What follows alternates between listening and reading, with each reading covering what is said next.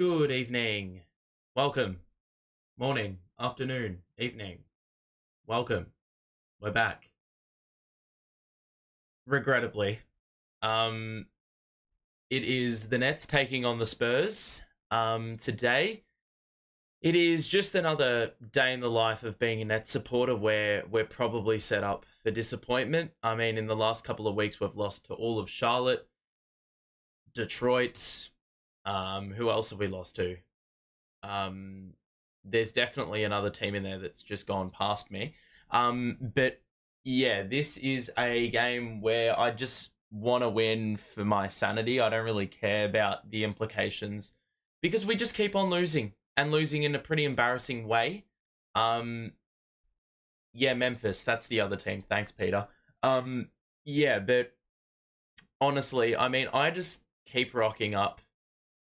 And you know what? It's like, honestly, I think as net supporters, we should be getting paid to watch this team play because right now it's just a little bit dire to sort of have to put ourselves through this, even though we don't have to. It just happens like that. But good to see you all in chat. Yesterday I was late. I just slept like 2.5 hours through my alarm, which I don't know. I didn't really know it was possible. But yeah, that's where I was yesterday. I got there for the second half, but regrettably.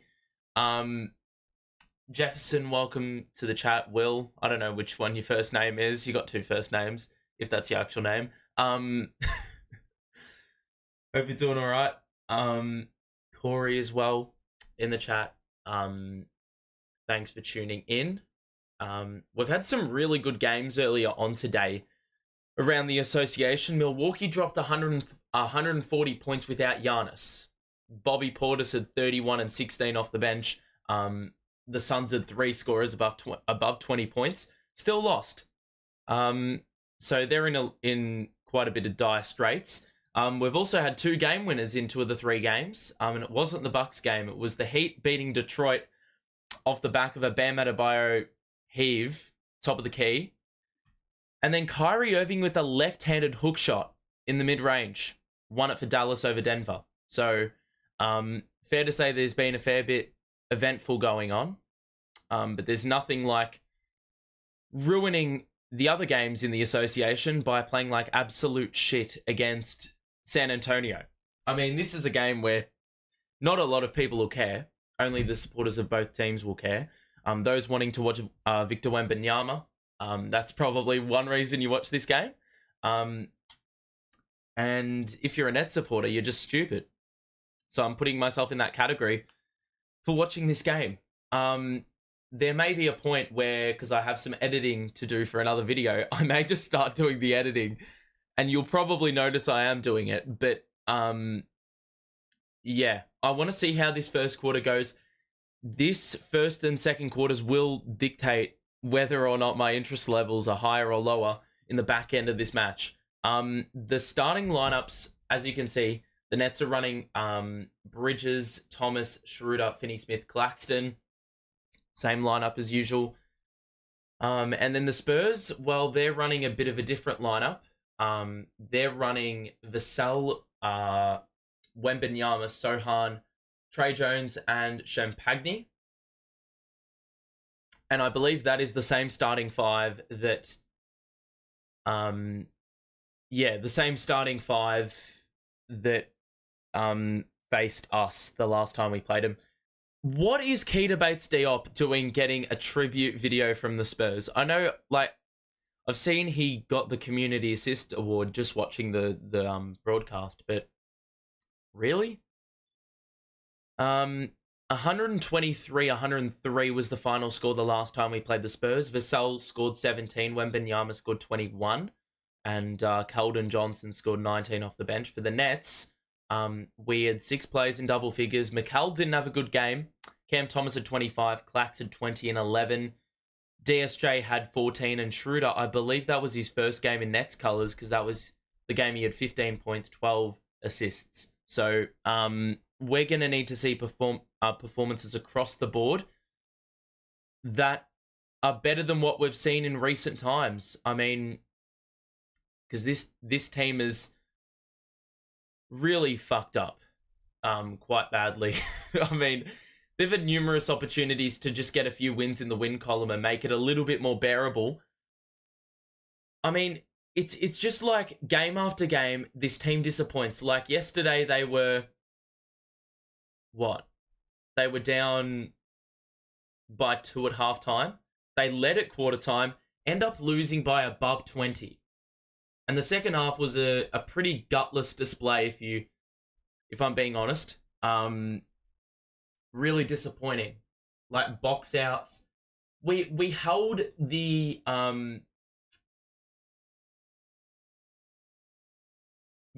we held the Pacers to 6 threes. That was all good and well until you look at the points in the paint we gave up, the amount of shots extra we gave up, the amount of turnovers we had, and the amount of offensive rebounds we gave up. Just to cast your mind back, and you probably want to forget that game even existed if you're a Nets supporter, but this is exactly what happened yesterday from a Nets standpoint. Lost the game by 21 after trailing by 2 at the half.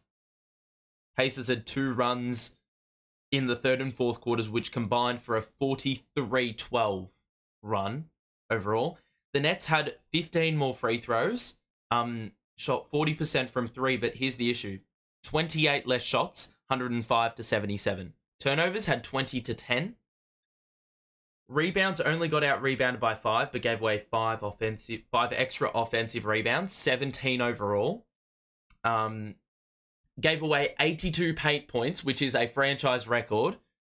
Gave away 30 points to 16 off turnovers, and then gave away 30-12 second chance points, 21-12 in fast break points. They got smashed in so many categories, which are more indicative of how much hustle you're playing with. And right now, this team is gutless. Don't have any toughness about him. Clax is hanging on the rim after every dunk, which is just false. Like it doesn't show any toughness at all. In fact, he looks pretty idiotic if you ask me when he does it, because it like kills off momentum. He's hanging on the rim too long and he gets it with a technical foul. So I actually think for a little bit of fun to take the piss out of the Nets, because that's what I like to do when my teams play like shit. I may have to do a compilation of Clax just hanging on the rim and getting technical fouls, because that would be the ultimate piss take. But you know what? It's pretty valid. But you know what? Let's see what this team's got. First quarter, I don't care if it's the Spurs, because time and time again, this team has lost to teams inferior to them. So no game is a given with this Nets team. And if we win, it's a goddamn achievement, because I didn't think this team would be capable of winning another game this season off the back of the way they're playing. Alrighty. First quarter about to get underway. And Wemby, I'm not too excited for what this matchup may hold. We could get absolutely killed by him.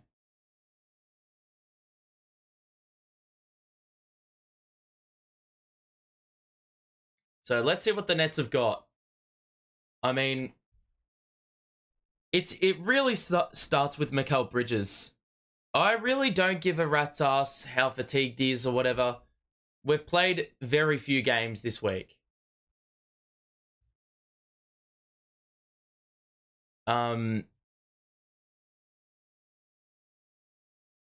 Bridges has scored under 20 points in probably, well, 4 of,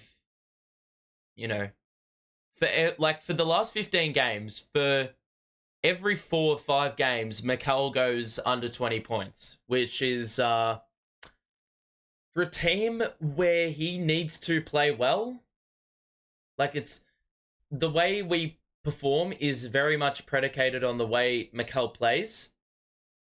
He can't afford to be doing that.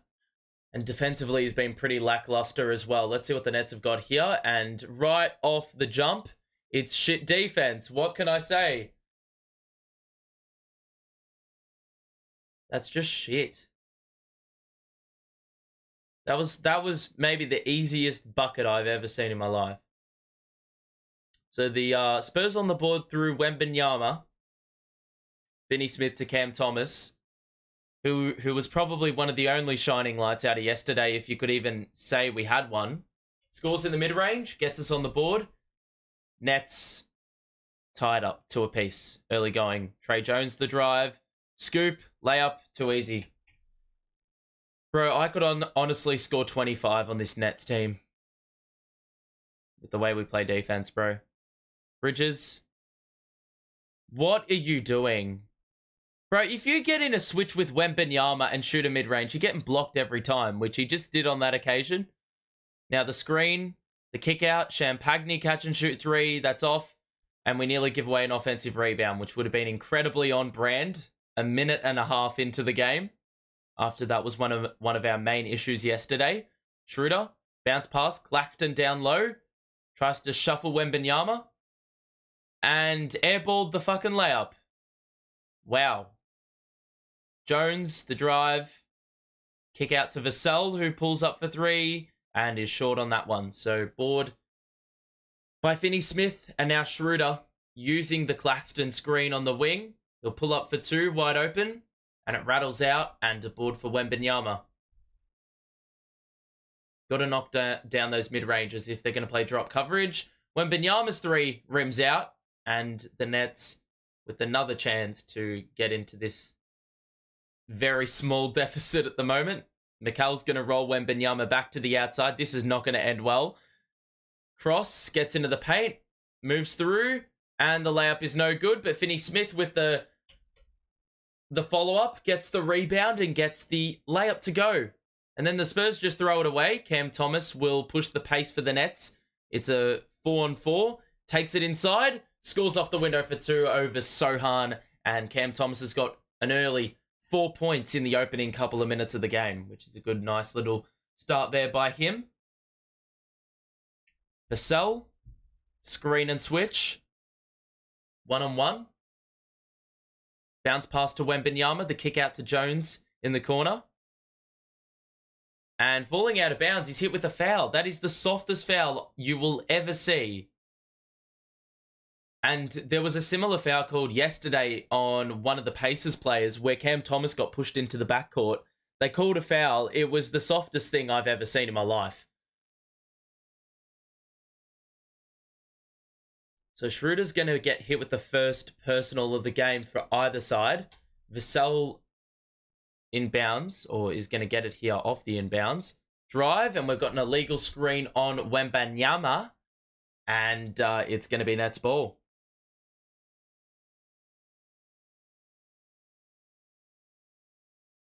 So 9 minutes to play in this first quarter. And the Nets up 6-4. Decent early start, I guess. The Spurs are missing a fair few shots. Shot selection being a bit questionable. Cam Thomas pulls up for three and misses badly. Claxton nearly got the offensive rebound, but it ends up with Wembanyama, who hands it off to Sochan. Looking for the trailer. Wembanyama, oh my goodness. And that's bro, that's where you just got to pack it up, go home, because Wembanyama, bro, that is good fucking luck. Clax has got to be better than that. You cannot allow Wembanyama to be leading the race to the other rim, to the Spurs rim. It's going to be curtains for you if you allow that easy run straight down the middle. They're going to honor that run every single time with the size of Wembanyama. He barely needs to take like 2 steps inside the 3-point line to get to the basket. So you've got to like lengthen the path for him to get to the basket and body him up, be a bit more physical, because he's obviously very slim built. Schroeder. 3. It's back on. Claxton's going to end up with the offensive board after sort of nudging the Spurs defenders under it. Bridges 3, hits the 3, and the Nets have the lead back. Mikal's first bucket of the game arrives 4 minutes in. The Nets up 9-7. It's Trey Jones to Wembanyama. It's an open 3, and he basically airballed it. It was a rim grazer. And the board for the Nets through Claxton and now Cam Thomas can take it all the way inside. There was an opening there, and the Spurs, a little bit of miscommunication and a lack of assertiveness meant that Cam Thomas, it was basically a cakewalk of a layup. Good cut there by Vassell, but the margin for error was very slim, and Wembanyama put it too far in front of Vassell. So a turnover, and the Nets will inbound.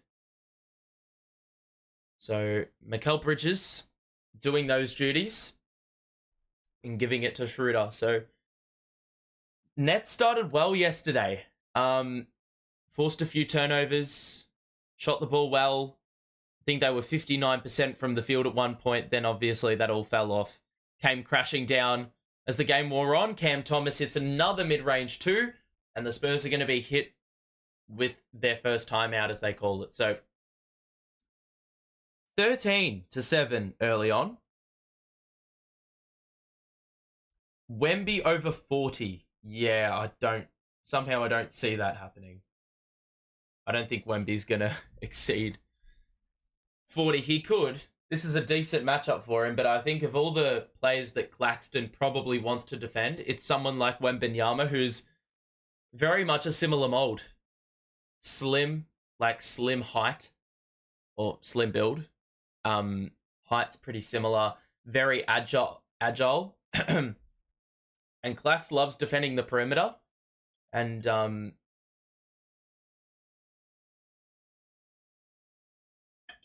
even though Wembanyama will post you up at times, he's not going to fully enforce his power because he doesn't really. He has it, but he can get easily pushed around in the post. You can just counter him pushing down on the defender by just pushing him back out, really. And it makes it a little bit easier to defend. So yeah, at the moment, Nets off to a decent start. First time out, of course, called by the Spurs. Cam Thomas off to an excellent start. He's hit 4 of his first 5.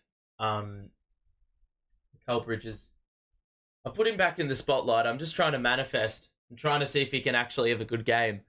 Clax has got 3 boards, 2 assists. We've already got a couple of offensive rebounds, which is nice. Shooting the ball pretty decent at the moment. But Cam Thomas is really spearheading that charge. And the Spurs have 5 less shots, purely off the back of these turnovers. And they haven't had an offensive rebound to really counter the offensive rebounds we have had. So overall, decent start. But yeah, there's plenty of time to go in this one for sure. If you are enjoying, make sure to drop a like and subscribe. I also just noticed that 2 former Nets that were two-way players last season are both on the Spurs bench as two-way players. Well, they're not on the bench, but they're on the team. I find that pretty fascinating, that they've both followed each other to the same place. Alrighty. So 13-7, Thomas outscoring the Spurs early on. So let's get a few stops here, buff this lead up, and see what we can do. That'll give us confidence, but I'm not 100% sold that we'll be able to hold that lead if we do get it up to 10, 11 points. Here's Wembanyama. Pump fake, and then shot over Claxton, scored for 2. And that is his 3rd bucket of the game. He's got 7 points. Schroeder, ice green, pump fake. Finney Smith on the outside, back to Schroeder. Not really testing the paint at the moment. Schroeder goes inside now. High off the glass, he scores for 2. Gets the soft bounce on the rim. Good play. Here's Wembanyama. Again, they're just playing through him at the moment. Backs down Claxton. Finney Smith knocked it away, but it went straight to Vassell. High screen, switch, kick out. Sochan is going to shoot a 3, and he misses. The board, Bridges does well to get multiple touches on it, batted it to himself, and now he's going to pass it to the corner. Finney-Smith relocated. It's an open three, and you got to hit those. That has been the Achilles heel for the Nets. They just can't fucking do shit when they have open threes. Wembanyama's, oh my god, bro. Fucking get the board, mate. 2 players just ball watching. And then Bridges got blitzed, trapped in the corner, and they've called it Nets ball, but the Spurs fan base and the players are not happy with that.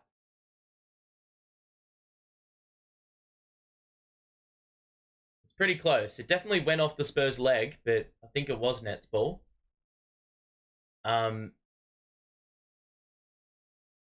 Jesus Christ. Oh, for fuck's sake, bro. Only the Nets can fluff an inbounds play after they already got the warning the first time. But you could have avoided all that if you simply had 2 players not ball watching, getting a firm rebound instead. Those are the little things. Stop fucking watching the ball and having those lapses. It's pretty simple stuff. And that's constantly the Achilles heel. Like, doesn't make sense. And a 3-second call now. You've got to be taking the piss.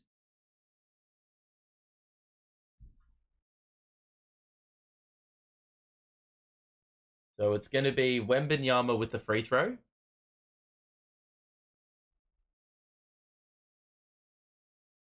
And this will be the technical free throw. Like, these are just 3 points. Like, we should have been up the other end. Just simply having gotten a normal defensive rebound. But nah. Teams got to make it difficult, don't they? And we also had a steal on offer early on. Can't rake it in.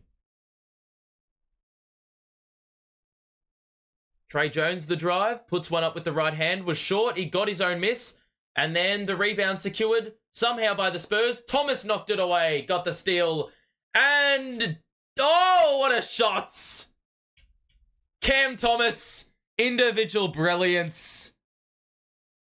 Got the steal, 1-on-1, Johnson was right there, put his hand in the cookie jar, but Thomas falling to the floor, threw one up, got the soft bounce off the rim, scored for 2. He's just been...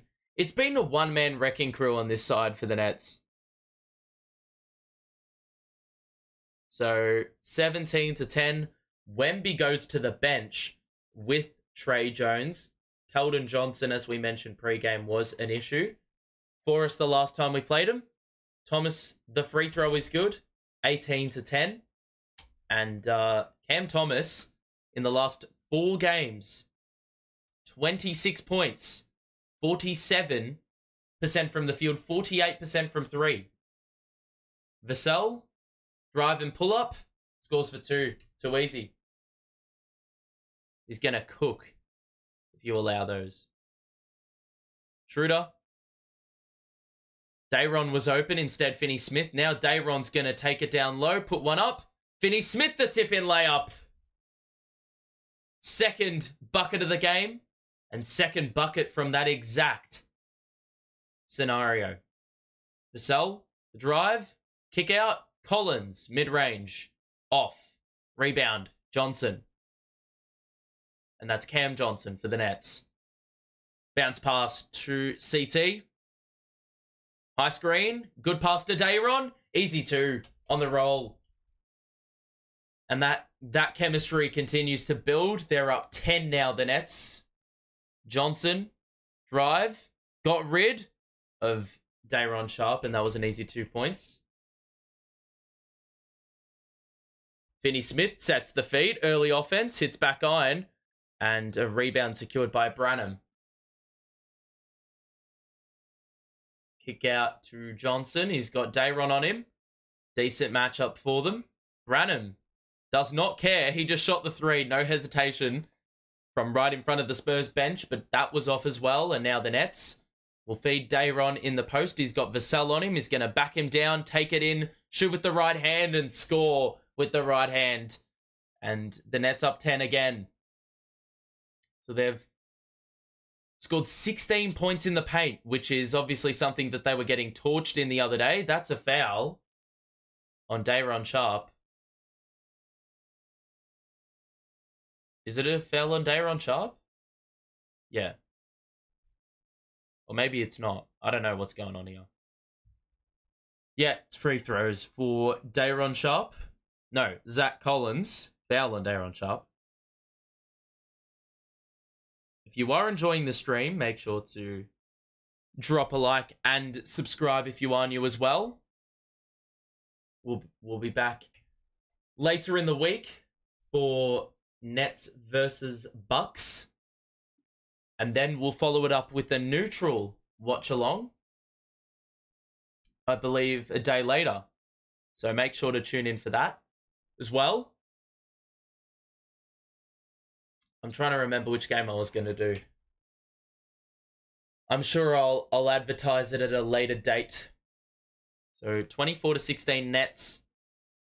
Bridges, handoff to Schroeder.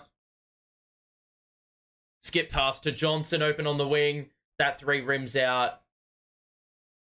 I can't believe he's shooting like 39% on threes because it feels like he misses the most wide open of looks game after game. Vassell, another open two.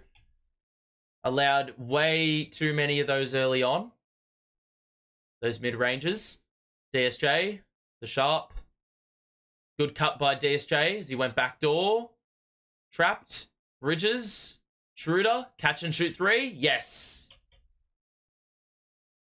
First three of the game for Dennis.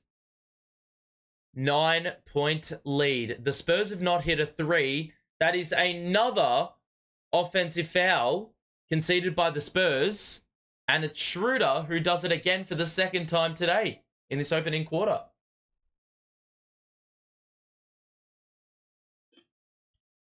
So 27-18, good first quarter.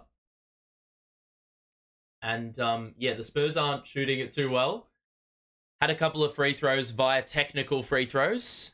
3 offensive boards for the Spurs. They've had 5 turnovers. That's been the big issue for them, alongside the 3-point percentage not doing them too many favors. And then you look at it from a Nets perspective. Cam Thomas is cooking. He's got 11. Mikal Bridges still the 3 points, unsurprisingly.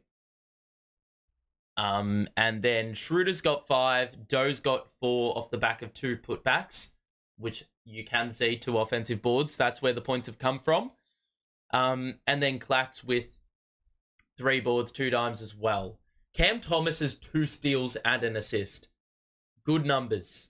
Day'Ron off the bench, 4 points. Exploited the mismatches he's gotten. Nets shooting the ball well. And after a game where they had 20 turnovers, they've only got the 1 tonight. So fair to say they're doing everything in their power to give themselves an advantage. Because, my God, they desperately need these sort of games. Just more for the sake of the fan base who just need just a little bit of something, you know?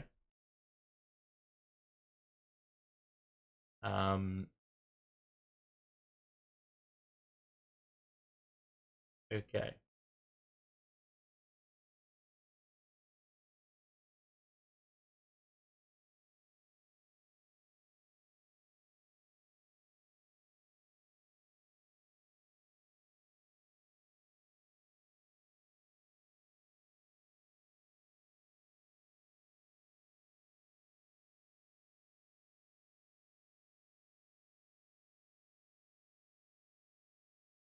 Alrighty.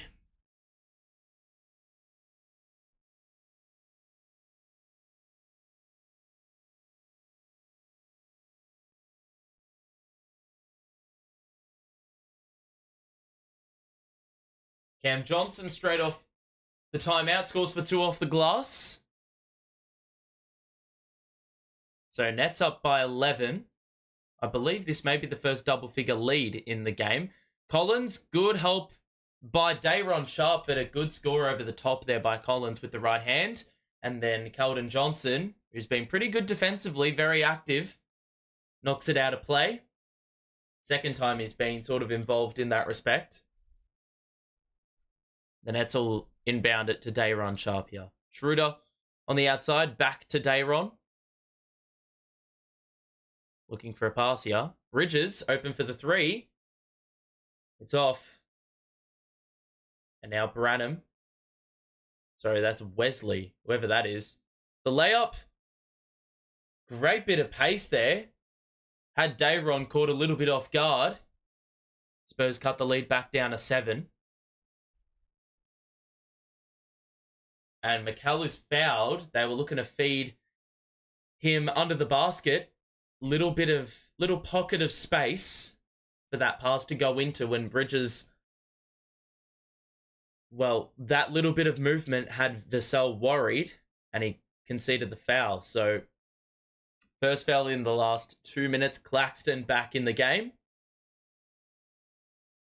Lonnie Walker, who has not seen any first quarter minutes, getting ready to check in.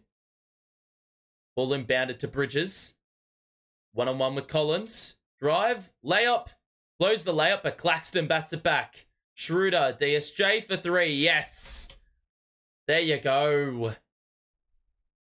For once, we actually turn second chance points into, or offensive rebounds into buckets. 10 second chance points to 0 in the quarter. Skip pass by the Spurs. Johnson, the drive down the middle. Spin. Right-handed hook shot. It's off. Offensive rebound by the Spurs. Gets one up and misses in the board by Claxton. The Nets can get out to their largest lead with a make. Schroeder. High screen. What is he doing with that bounce pass? Useless bounce pass. Transition opportunities. They kick it out to Vassell. They had an open 2. Passed it up for a 3. And they missed the 3. So we get let off there. Off the back of a turnover. And now the Nets have another chance. What is Schroeder doing, bro? Goes straight to the bench after having 2 turnovers. The tank commander does it again. And we were pretty good looking after the ball for quite some time there, but last couple of possessions just being incredibly disjointed. So the Nets lead 32-22. Vassell, high screen, drive. Loopy pass out to Johnson. Oh my God, how has he hit that? That is just a load of bollocks, that. How on earth has he hit that? So the Nets had a couple opportunities to balloon the lead. Instead, they lead by single digits, and now DSJ. Walker on the wraparound, doubled. Dennis in the corner. We got 4 to shoot, and nothing looks like it's happening. DSJ puts up a 3. It's off. Spurs get the board. They got 3 to shoot, 2 to shoot. Layup blocked by Walker, and that is the first quarter done and dusted and in the books. Good stop there at the end by Lonnie getting back, and the Nets up 7. Decent first quarter. End of the quarter let me down, I feel. Not that they can hear me, but we lead nonetheless. But I'm not really taking this one for granted. I mean, this is basically the scoreline yesterday evening. And we know what happened next. The defense just went completely in the bin. Cam Thomas got 11, played 8 minutes. Schroeder nearly played the entirety of the first quarter, turned it over a couple times at the end, and then pissed off. Off the bench, got a bit of good scoring. Overall, the team shooting well from the field. Few 3-pointers letting us down because there were quite a few that were open. The players just simply aren't good enough to hit the shots. Mikal Bridges, 1 of 5. Not a fan of that. The Spurs got 8 from Wembanyama. He's had the 2 turnovers, though. So only played the 6 minutes. Been highly effective on the points front. But, yeah, the turnovers probably not ideal for them. and they aren't shooting the ball too well. That Keldon Johnson three in the last minute or so was their first make on their 9th try. They've had 5 turnovers, so they haven't really looked after it all too well. Not shooting it great. The second chance points, good signs for the Nets. They've been highly opportunistic. When they've been given the chance to score those second chance points, they have scored. It's a great sign to see.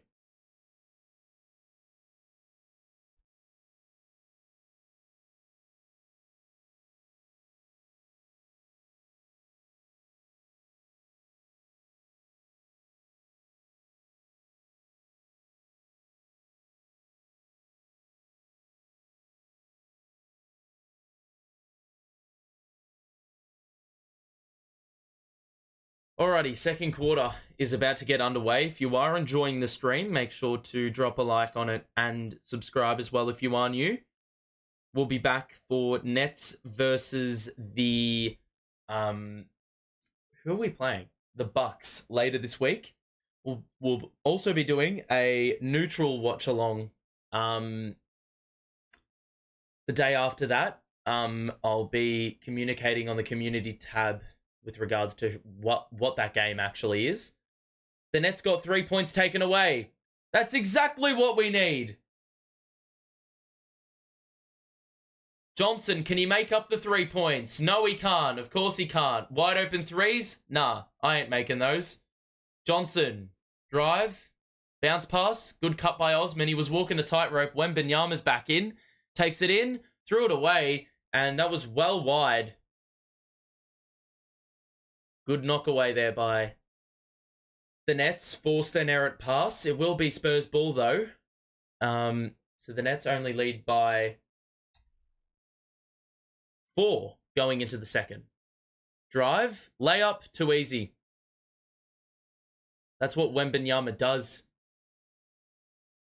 Takes away from the offense on ball. Walker's 3 rattles out.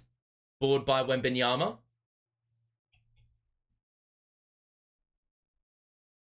Backs down Claxton, gets into the post, the kick out to Osman, back to Wembanyama now. Faces up, shoots, and misses.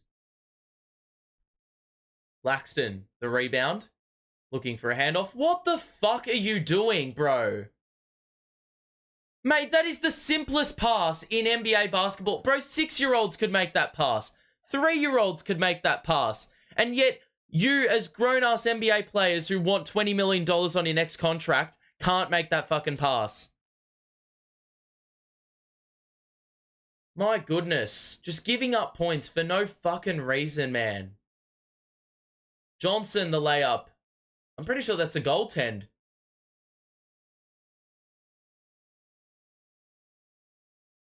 We'll see, because Wemby did get his hand to the basketball. Did it hit the rim first?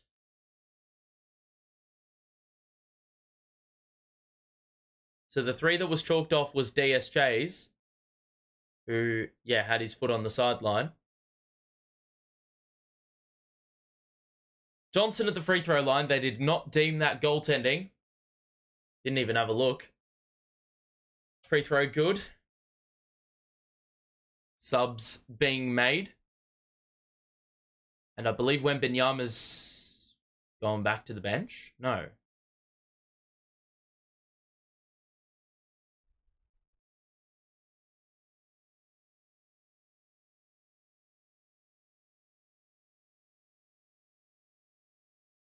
Johnson makes both.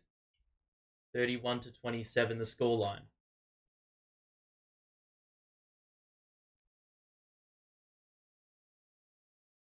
Spurs.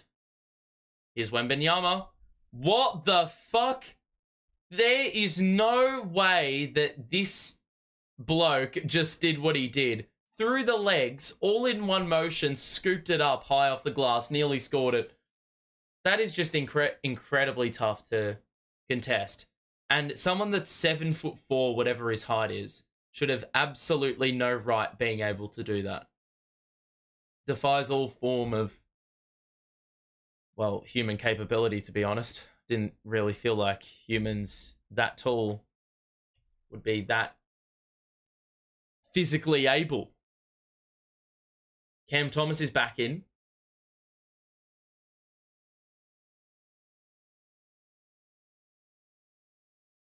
Finney Smith back in with CT.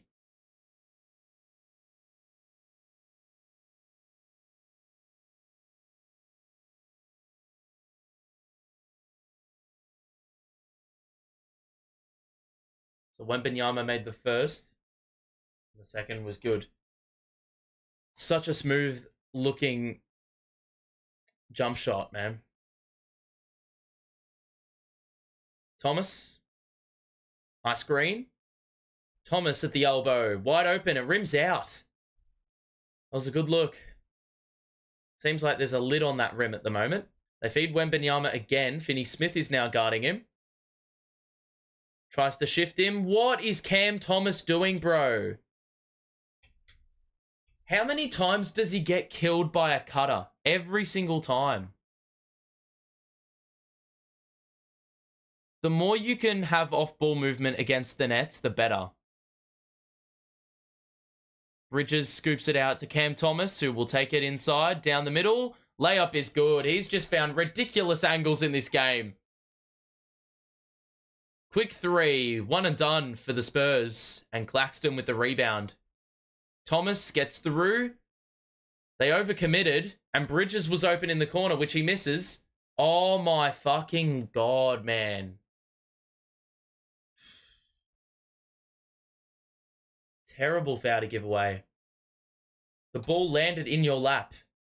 And you had to push off, didn't you? And Bridges not making these open threes, bro. It's doing my head in.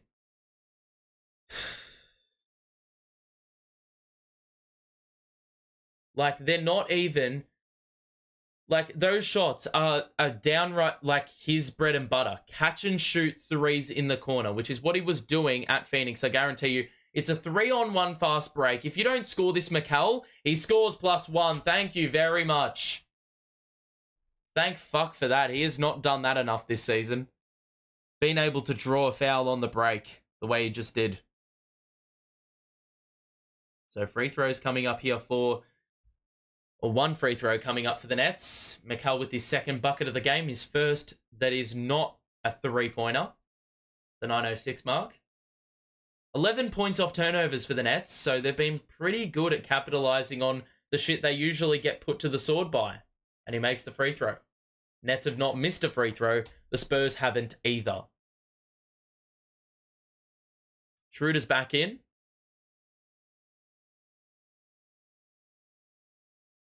So the starters are all in for the Nets. Osman catch and shoot three. Hits back iron. Oh my fucking God. How easy is that, bro? Thank God the Spurs aren't good, because they would be killing us. Those are the types of plays where we usually give up points very, very easily. Claxton the lob and the throwdown. Scores for 2, and that's a timeout. Great feed by Cam Thomas, bro. This guy, facilitation-wise, at the start of the season, man was seen as a bloke who could not pass. Now he's throwing lobs. Now he's got the chemistry with the bigs. Now he's applying, or he's playing with confidence in that respect. He's executing skip passes across the court, getting doubled, and is able to, you know, manipulate the defense, facilitate, lead the way on offense, and fair to say that it leads to a better Nets team. I mean, I don't know where we would be if Cam Thomas did not exist. And it's sort of crazy that this time last year, we sort of had a little bit of indecision about what he could offer beyond the scoring element. And this season, we've seen strides in his facilitation. Defensively, he's been better. But he still, like, has lapses where he doesn't, like, box out. He's too busy ball watching. He allows easy cuts. That sort of stuff. And that's easily fixable. You just have to be more alert and switched on. You can't really afford to falter in those moments. The Nets are not shooting very well from 3 at all. 18%. The silver lining is they're nearly 50% on the back of their absurd 2-point shooting. really attacked the basket at will today, and Cam Thomas has gone 6 of 7 inside the 3-point line. So that is a huge part of why the Nets are where they are. And where they are is leading at the moment, which is a good sign. Mikal's got 6, 2, and 2.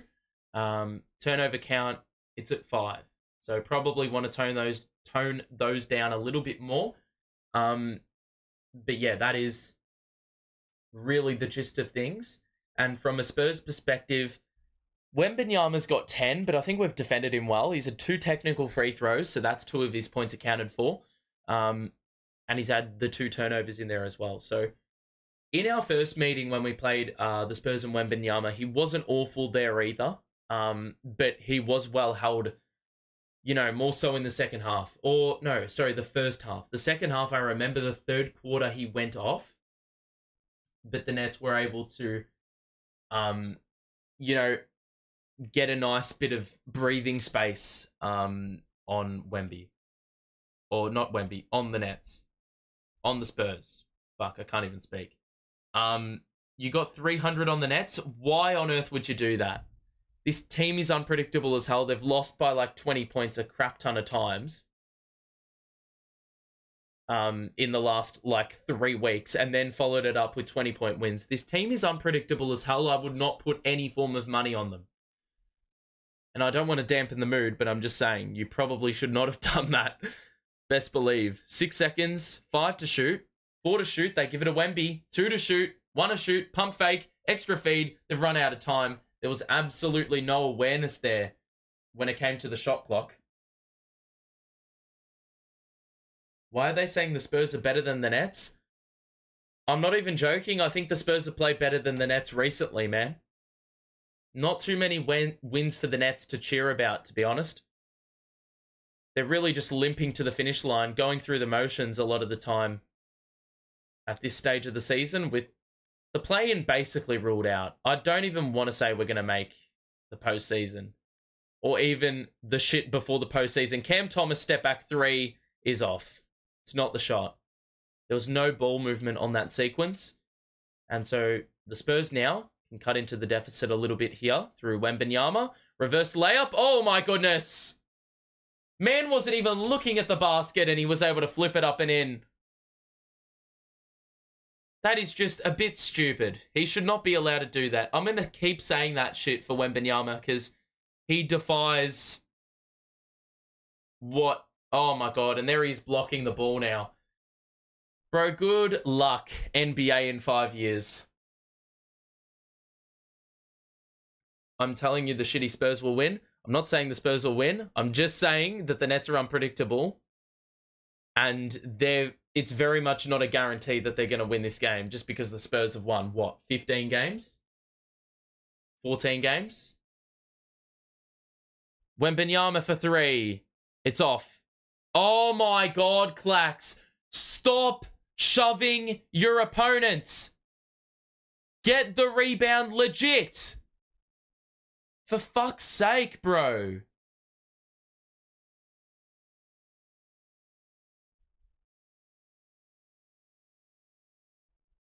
I didn't even see the Mikal Bridges bucket. It all happened in the blink of an eye off the inbounds after the Wembanyama block. Clax has got 3 personals, so that means Dayron's going to have to come into the game nice and early here. I'm not sure if I like that. Oh, well defended there by the Nets. The defense collapsed, read the pass to Wembanyama. The Nets in transition now. Bridges just plowed over Chetty Osman and gave away the offensive foul. Dumb shit. There was no way through for the layup there. Well, there was, but Mikal is just a little bit dumb. He doesn't really... Like, right there, he's Euroed into the player. He didn't Euro to evade. He Euroed right into Chetty Osman, who was there for the charge, and it was the offensive foul. Good defensive stop there by the Spurs, but from a Mikal perspective, you should have just waited for the numbers. Good rotation by Dayron, but there's an open 3 for Champagny. He's missed it. Long rebound by Wembanyama. Champagny back to Wembanyama. 3 second chance points. No, please get the rebound. And Wemby, nearly with that, 8,000 foot reach, was nearly able to rake in a rebound.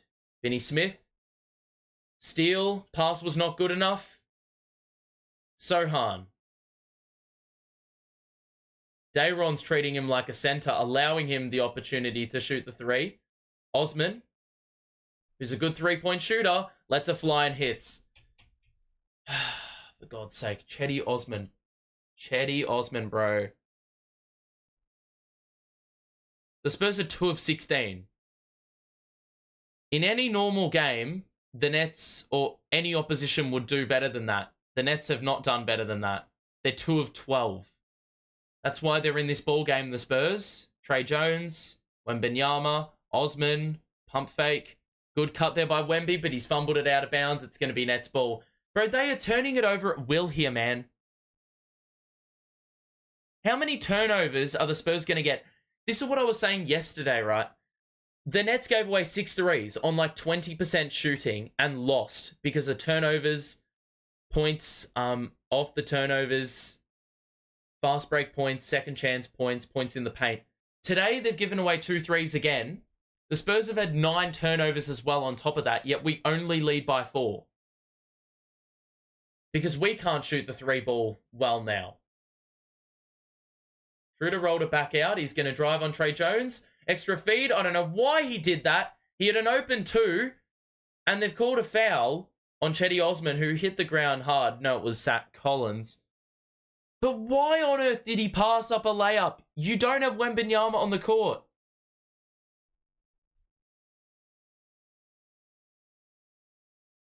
You got to be kidding me. That is never a foul. That is not a foul. I'm sorry. That is just... Zach Collins just fell. It was incidental contact. Taking the piss. We won't make the playoffs. I'll put $300 on it.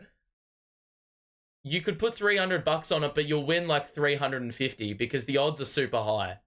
Osman, the push shot is no good. The board by the Nets. And we got a timeout. 40-37.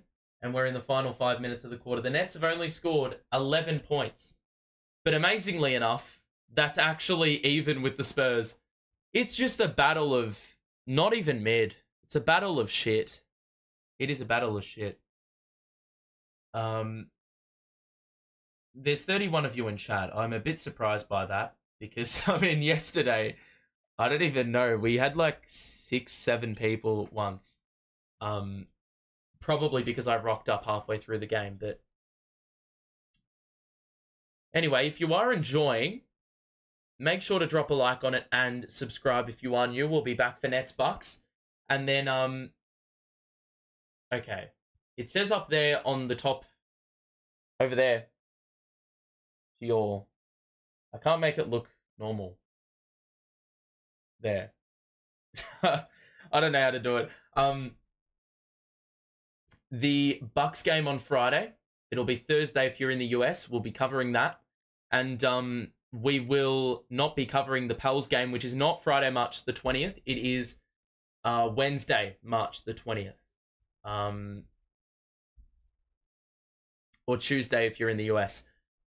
What was I going to say? We're also doing a neutral game later in the week. And then we'll follow it up with a third game in 4 days, which will be Nets versus... Let me do a quick look.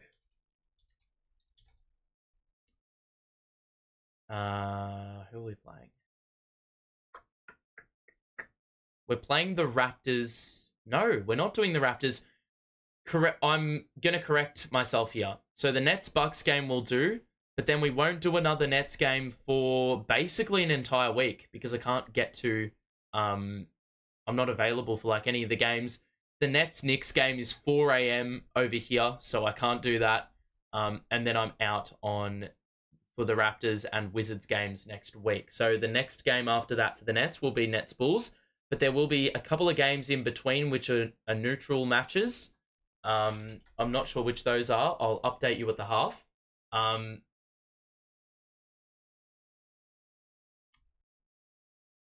Yeah, it's 40-36. We've got 5 minutes to play. He said it's not even a battle of mid, it's a battle of shit. Well, yeah, it is. I did say that. And it could not be any more factual. It's just, yeah. No two ways about it. This just sucks. The only way we can make the playoffs is for Atlanta to go winless for the rest of the season and for us to somehow win 4 games. See what I mean? Not much chance. Worth risking my 300. It's not worth risking your 300 when you're netting a $350 return.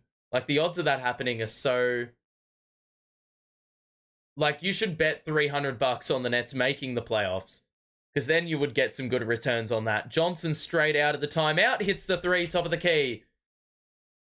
I feel like that's the only time CJ ever hits 3-pointers, when out of the timeout we draw up that exact same play. That's been a constant, you know, since, like, between JV's tenure. Oh my God. JV's tenure and Kevin Ollie's tenure. We've just given away... Oh, you just love to see it. We score a nice old 3 on one end and then give away an and one opportunity on the other. Well done, Cam Thomas. But where the fuck's the foul? There's nothing there. That is the softest foul, and I already said earlier on we've seen soft fouls. Charmin toilet paper soft. I swear they'd just be calling anything at this point. And no, I'm not saying it from a biased point of view. That is objective. Where was the foul? Schroeder, pull up 2 at the elbow. Yes. Back out to half a dozen. 4:16 to play, second quarter.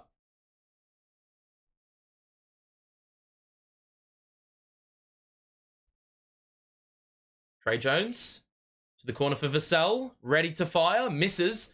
But we got to be ready for the rebound, which we're not. Yet again.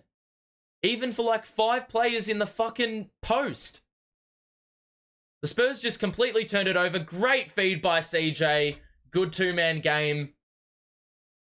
And the Nets score off the glass yet again. Good fast break points. Good points off turnover. The Spurs errant with their distribution yet again. Trey Jones just pushed off Cam Thomas there. No call. Johnson, skip pass. Well read by Dayron. And it's knocked out of play. The Nets getting a few stops here consecutively, which is helping them on the offensive side. 47-39 the score, 3:33 to play. The Spurs have about 8 seconds to shoot, and they inbound from the wing.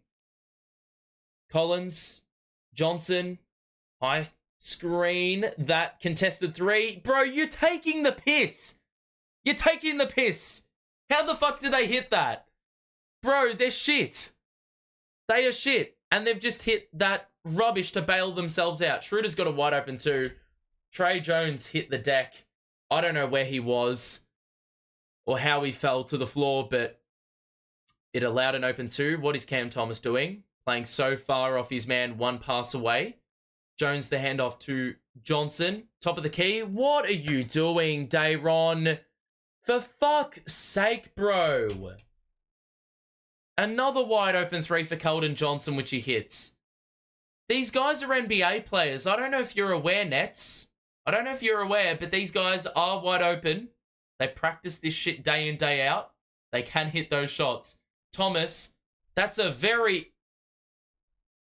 ridiculous pass by Cam Thomas. That had to be centimeter perfect. Found Dayron.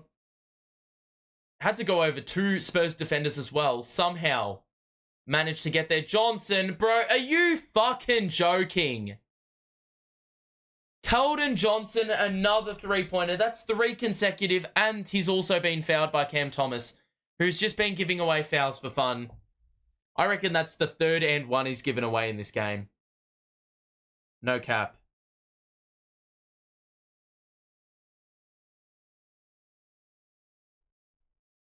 Quarter 1 was 32-25. Why was it changed? Changed because DSJ's foot was on the line when he shot the 3 in the first quarter. So that was a reason why the 3 points got chalked off at the quarter time break.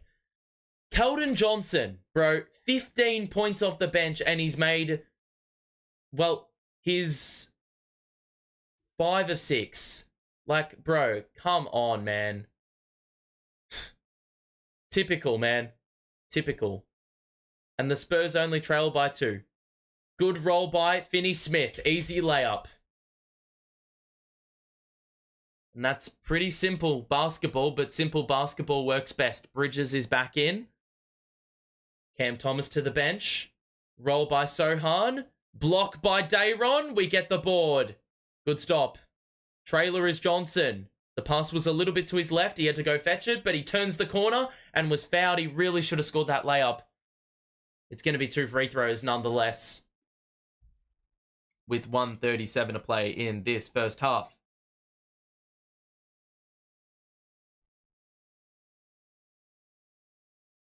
Ben will be back bigger and better than ever before. There's only so many times we can say that, Ian. I just don't set any expectations. I know he betters this team, but for fuck's sake, Cam Johnson, what a shit free throw. That's something I'm capable of. Yeah. He's like it's bro, like wishing Ben Simmons will actually play is like wishing the Nets will actually play well. It's not going to happen. So, yeah. Like, it's wishful thinking to think that he's going to play. Sochan, good extra dribble, had the defender in the air, scored the easy two-handed flush, lead back down to 3. Schroeder changes gears. Rolls it back out. Oh, Dayron, what a terrible pass. Schroeder fumbled it as well. And that's 2 points. Bro, how the fuck are we winning by 1 to the damn Spurs? Bro, this is embarrassing, man. Schroeder the scoop. Scores the easy 2. Gets the lead back up to 3. Nets led by as much as 11 in the first quarter. It's been trimmed. Spurs outscoring the Nets by 1 in the quarter. Wembanyama is back in. He's guarded by Finney-Smith on the perimeter. Clax has not played the last 7 minutes. What?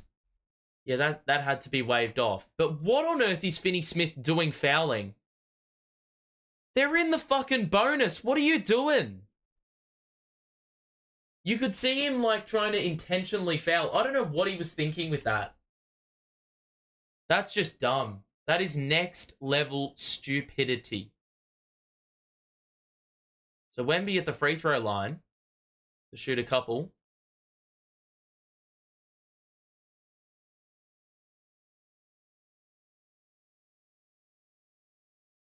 And he clanks the first one. So that's the first miss for the Spurs from the line. Cam Thomas is back in for offense. Hopefully he doesn't give away another and 1. Should the Spurs get an opportunity, which the scoreboard so happens to favour that. Second free throw arising here for Wembanyama with 34 seconds left in the opening half. 56-53 the score. 1 free throw waiting. Here it is. And it also rims out. So Wemby was perfect until that trip. Came up empty. Nets are going to hold for 1. Oh, please, Mikal. Do not turn this shit over. He's going to back down Trey Jones. Picks up his dribble and shoots a tough 2. That is just a terrible look. Bro, he had Trey Jones on him. A 6'1" point guard and could not take it in. Pretty poor shot selection, not going to lie. Vassell accelerates. Takes on that Cam Thomas assignment. And what a damn surprise. He's given away the 2 points. Easy slam. Schroeder lost it. Oh my god. Second quarter done and dusted. The Spurs are down by 1 at the half. They're well in this contest. They're looking the better team. At least in that second quarter, the offense looked a lot better. Keldon Johnson, bro, just went completely nuts. But yeah. Halftime here, the Nets have been up for basically the entire game, but the Spurs probably have the momentum. Wembanyama's not actually been all that efficient. He's got the 7 boards, but he's had the 2 turnovers. Keldon Johnson's been ridiculous. 15 points, 5 of 6 shooting. The Spurs are 5 of 20, but if you don't include Keldon Johnson, they're 1 of 16. If you don't include Chetty Osman and Keldon Johnson, they're 0 of 14. They've been that bad from the outside, yet they somehow only trail by 1. Yeah. And none of their real, like, notable scoring options have been super eye-catching. They've also had 9 turnovers. They've had 7 offensive rebounds, though. They haven't really scored off second chance points. The Nets, 3 of 13 from deep. They're not going to win games playing like this. They've also had the 9 turnovers. They had like 6 in the damn quarter. That's what's let the Spurs back into the game, even though they're shooting 52% from the field. Cam Thomas got 15. Schroeder's got 11. Good efficiencies there. Mikal's got 8 points, but his efficiency is well down. Yeah, the turnovers have got to be fixed up. There's been some brain-dead turnovers in there, which just desperately need to be fixed up. But there is a half to play, and this can either go one of two ways. We can do absolutely dog water going forward, or we can, do the other thing, and actually win this game, which I feel like they've forgotten how to do. So yeah, that is the box score at halftime. So yeah, I don't really know what to tell you. Let's have a look at the real app, which will tell us all the stats about what's been going on with this game here specifically right now. So right now, second chance points 9-0, fast break points 10-5. Points in the paint, 38-26. We are absolutely cooking on the inside. 14 points to 8 off turnovers. Yet somehow, with all these statistical advantages, and also having held them to 25% from 3, we somehow are not up by more. It's crazy. Cam Thomas and Schroeder, 26 points combined, shooting 12 of 19, yet we still trail. We're shooting 52% from the field. The turnovers are killing me, but even still, the Spurs only have 8 points off turnovers. Fast break points, second chance points. They've had 7 offensive rebounds. They've scored 0 second chance points. All these things are indicators that we should be in front. But you know what? We shouldn't be giving away 7 offensive rebounds to start with. We shouldn't be giving away 9 turnovers to start with. You know? It's just unacceptable. I mean, the Spurs have got 1 extra shot. We've forced 9 turnovers from them. Yet, we still have like the same amount of shot attempts, a couple less free throws attempted, purely because we can't look after the basketball. We've been pretty clinical when we've run the break. Points off turnovers, capitalized. Second chance points, nearly scored off every single offensive rebound we've gotten. But yet the 3-point percentage tonight is the issue. We can never have it perfect. There's always got to be something that's a shortcoming of some kind. But yeah, that is the real situation where we're dealing with at this point in time. Sam Hauser made 10 threes. You're kidding me. You're joking me. 118 points the Celtics have already gotten, and there's 7 minutes to play. They've scored 45 in the opening quarter, followed it up with 36. So they had an 81-point first half. Let's have a look. Jordan Poole's got 31. So I guess that's something for the Wizards. 30 points for Sam Hauser, 30 points for Jason Tatum. Jesus Christ. I swear to God, that is ridiculous, mate. Ridiculous. Put my house on Wemby over 40. He's not getting there. He's got to score 20... What? He's got to score 20... What is he? He's on 12 right now. He's not scoring 28.5. I mean, the Spurs only scored 55 as a team. I don't know how Kyrie Irving got that game winner to go. Left-handed hook shot from about 15 to 20 feet with Jokic guarding him fully outstretched. Sam Hauser, 10 of 13 from deep. They've already hit 23 threes. Surely they're on track for a like historic sort of record here. Right. We could be on for another close game, I'll tell you what. Share your thoughts about the game so far. If you are enjoying, make sure to like the stream and subscribe if you are new for more Nets and NBA related streams. I will now check what the game is that I want to cover for, I believe it's Saturday here. So in the US it'll be a Friday night and a Sunday night. Saturday. Here we go. I believe we're going to cover one of OKC Toronto, New Orleans Miami, Cleveland Minnesota, or Indy Golden State, I think. Yeah. So there's some really good games there. So if you want to tune in for that, I'll be doing one of those games. And then on the Monday, it'll either be, I think it's going to be like Cleveland, Miami, OKC, Milwaukee, Golden State, Minnesota, or Indy, Los Angeles. Oh no, it won't be Indy, LA. It'll be Golden State, Minnesota, OKC, Milwaukee, or Cleveland, Miami. One of those three games I'll be doing, which should be a cracking, well, one of those games is bound to be a cracking contest. Also, we do have now, we've also got channel memberships as well. There's only one tier. It's a $1.50 Australian tier. So I don't know what that costs in US, but there's not a huge element of incentive. It's more just channel support. If you want to support the channel financially per month, you're more than welcome to become a channel member and join. Yeah, that's basically the gist of everything I basically have to say. But yeah, honestly, I mean, the Nets in the second half, bro, if they just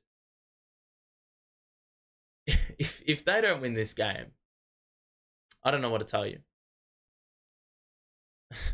Someone on Twitter has said Mikal Bridges is the Rodion's Kuruks of Kevin Durant's.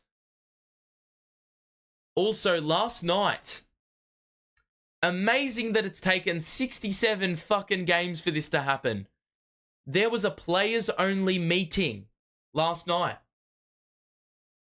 which from a Nets perspective is big. They definitely needed to say something. They definitely needed to take a stand. I mean, they've been better tonight, but we're playing the fucking Spurs. Like, yeah. Step 1 for winning this game in the second half, stop Keldon Johnson. Step 2, stop turning the ball over. Step 3, make threes. I could not be, like, I couldn't make it any more simple for you.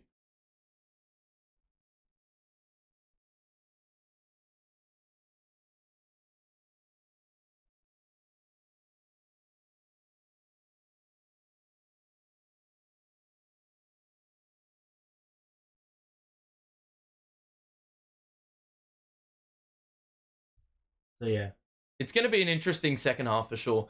Didn't the Nets have a players-only meeting either last year or earlier this year? No, they have not had a players-only meeting for a long time. Last year there wasn't a need for one, or there hasn't been a need for one in years prior. The last time I can recall we had a players-only meeting was when we were 8-18 against, oh, not against, 8-18 in the 2018-19 season. That was the year that we desperately needed a shift because we kept on losing close games and not choking leads, chalking up losses like there was no tomorrow. So, yeah, it has not happened for a while and it's taken way too long, but I'm happy they did it. They needed to do it about 20 games ago, 25 games ago, but, you know, yeah.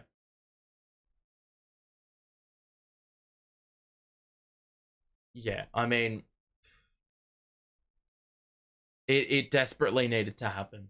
Thank God it did happen. At least there's sort of some recognition there that this is not okay what we're doing. Shit. I seem to remember a players meeting recently. When I say recently, last 2 years. I don't reckon there was one.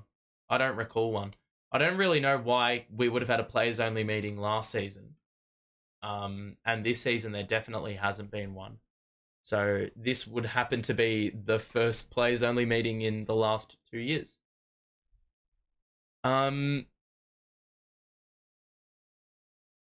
Yeah. Loving what Cam Thomas is doing. 4 dimes, 2 steals, 15 points. He is shooting the ball so well. I think it's pretty undisputed to say in the last 20 or so games, even with Cam Thomas's injury that he had, where he was out a few games, he's been by far the best player on the Nets. Most consistent. Defensively, still a few shortcomings, but, you know, I mean, we can't have it all with Cam Thomas. Yes, he's definitely got a corner to turn, and he's definitely got to be a little bit switched on up here, because sometimes he just has a completely ridiculous lapse. But one of the big things the Nets need is offense, and it's fair to say that Cam Thomas is actually running the show quite well. As for Mikal Bridges, I don't really know what to tell you. I mean, we're playing him off ball and he still is missing shots. So, yeah. I don't really know what to say, to be honest. But, yeah. We'll see what we get from Cam Thomas in the second half. Victor Wembanyama, I mean, the fact that they're only down 1, it just gives me, well, a fair bit of concern about Wembanyama's ability to take over the game. Keldon Johnson kept them in it in the first half. The last time we played this Spurs team, I just want to cast your mind back to that 20-point win. At halftime of that game, we were up 60-48. Got the lead out to 18, but I do remember the start of the third quarter, Wembanyama had a great start, and he got it down to about, what was it? He got it down to 6 points early in that third quarter, and they scored about 15 points in about 3.5 minutes. So that really sort of, threw in a little bit of uncertainty. You didn't really know what you were going to get with the Nets team in the second half, but then they responded really well at the back end of that quarter, the final 7 or 8 minutes. And ultimately they led by 18 at 3/4 time. We need to see something similar. Something that's just as explosive, gives us the breathing space we need. Because boy, oh boy, we need the W's as much as we can get them. Yeah. So second half about to get underway. The Nets leading by 1, and they've basically led the entire game, aside from the very start where the Spurs got on the board first, I do believe. Alrighty.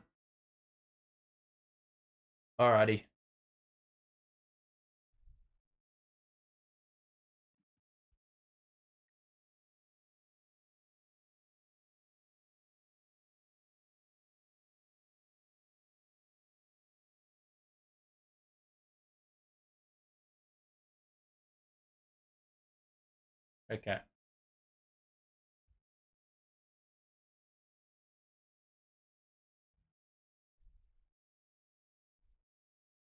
So, God, we have aside from the Pelicans game, which is next up, we have 4 of our next 5 are road games. So a lot of road games here. The Nets will kick off the second half with the ball in their possession. Thomas on the wing, gets through. Lob. Good feed to Claxton. Met at the rim by Wemby. Got it back. Then another block. And we're going to jump ball. Goodness me. When you look at how tall Claxton is in comparison to Wemby, he looks like a little boy. So 2 blocks in about 5 seconds for Wembanyama. And now a jump ball here where the Spurs can win it. But you would... I don't think there's going to be one jump ball that Wembanyama ever loses. I'd love to see the record of wins from the jump ball this season. Vassell is short. Wembanyama with the tip in.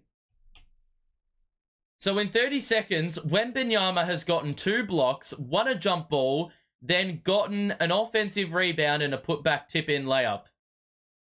Can't make it up. Bridges had to go down low to fetch it.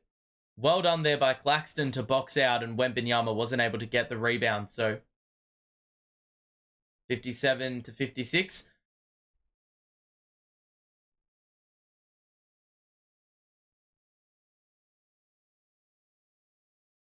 Ball inbounded. Thomas. Drive. Spin. At the elbow. Short again. Rebound Spurs. Pass to Sochan in the corner. Wembanyama. Back to Sochan. Backs down Schroeder. Good defense. But the kick out to Vassell. He was wide open. Thomas. Got the long board. Takes it in. Layup. That's got to be a goaltend. Bro, what the fuck? That's a goaltend! What the fuck are you looking at? Use the eyes! Put on some fucking glasses! Bro! Oh, what a fucking joke. They didn't even look at it. You're dreaming. There's no way he got to that before the ball hit the backboard.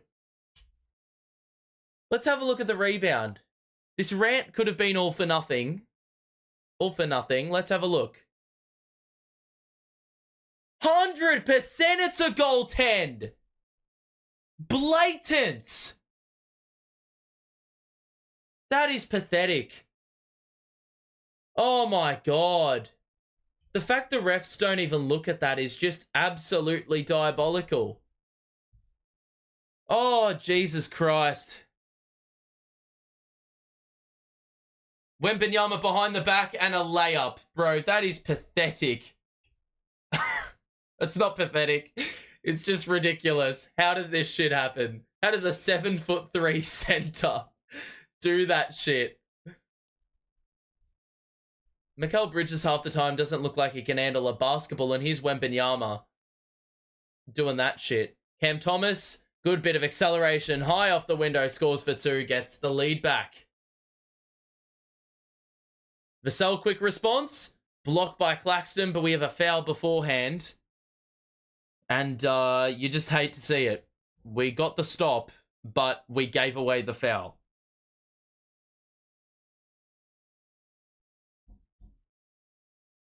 Alrighty.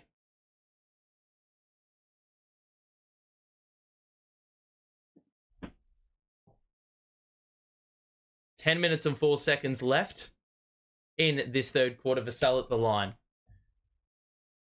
They held a players-only meeting in October 2022. The only thing they could have possibly said in the players-only meeting was sack Steve Nash.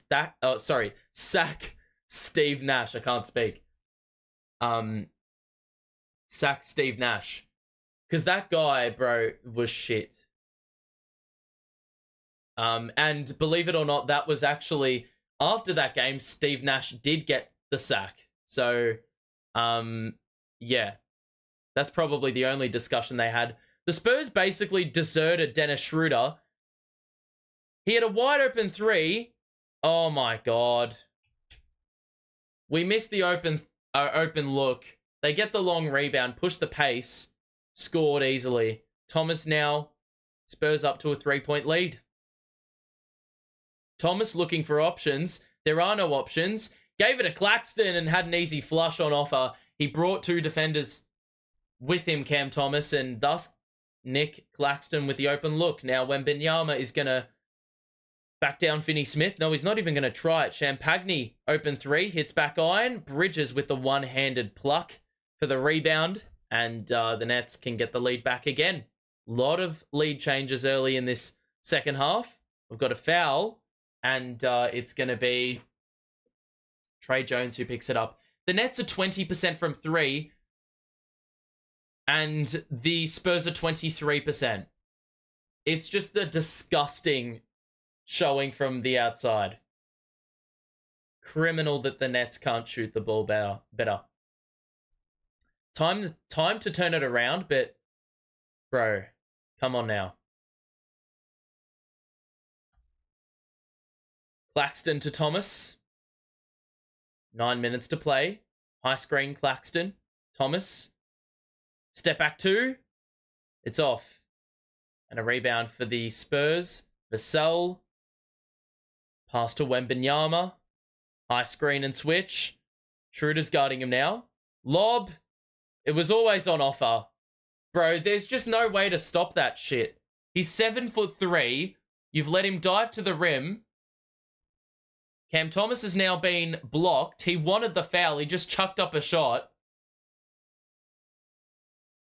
Bro, if Schroeder's not blocking that run and jump, you're stuffed. Like, someone needs to, like, get in his way a little bit. Block that run. Bridges.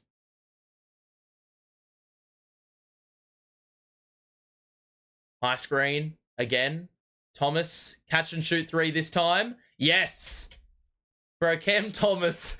Bro, we don't have any offense without Cam Thomas. It's actually ridiculous.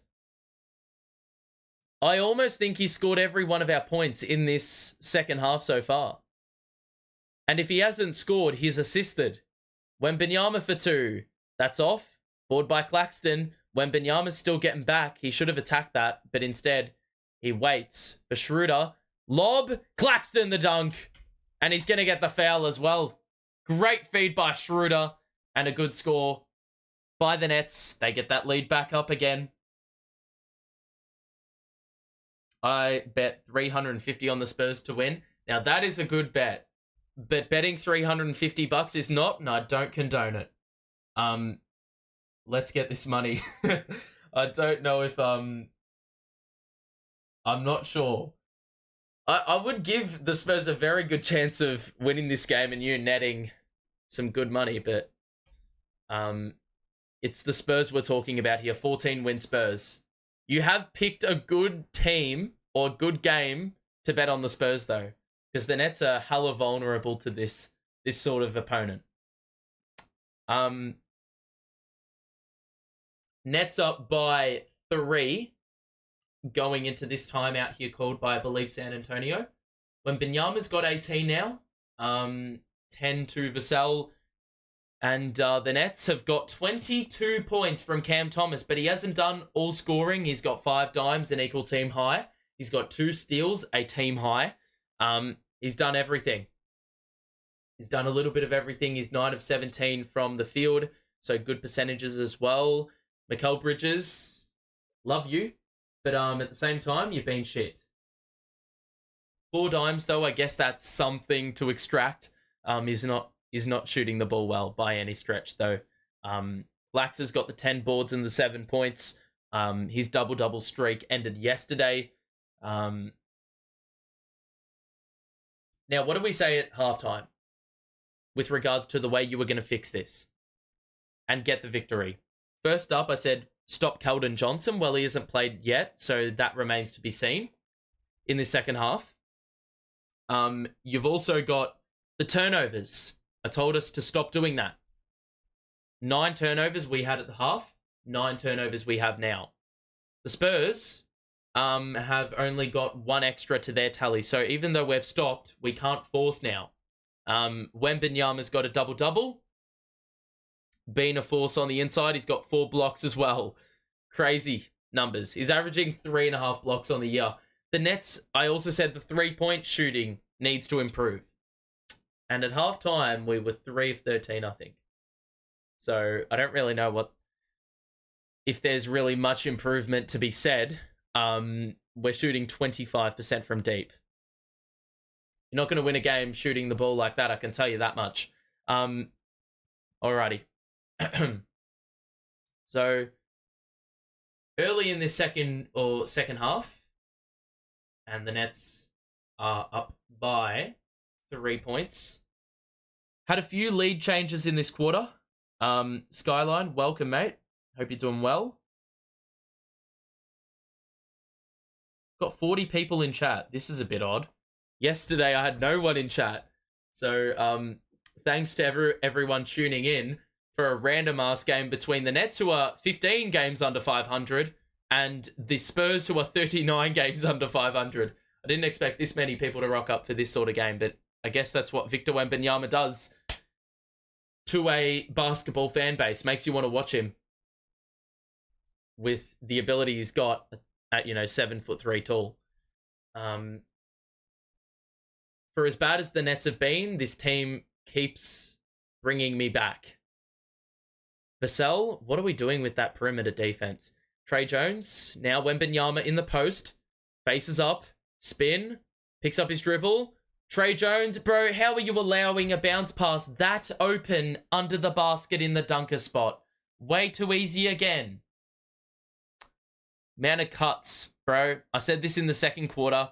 Do as much off-ball movement as you can if you're playing the Nets, because you will get open looks. We just don't keep up. Schroeder, easy layup. Good work by Claxton, who shielded Wembanyama away from the basket, so he really had no sniff blocking that ball. Wembanyama, guarded by Schroeder on the outside. Literally giving up a foot of height right there. Here is Wembanyama. Numbers collapse. Kick out to Champagne. Now Trey Jones gets by the closeout. The kick out to Vassell. Takes it inside. Shoots the two off the glass and scores as the shot clock expires. You can't do anything about that shit. That was a good stop. But, like, how many times are they going to score those banker mid-ranges contested? Like, the percentage of that shot going in was pretty low.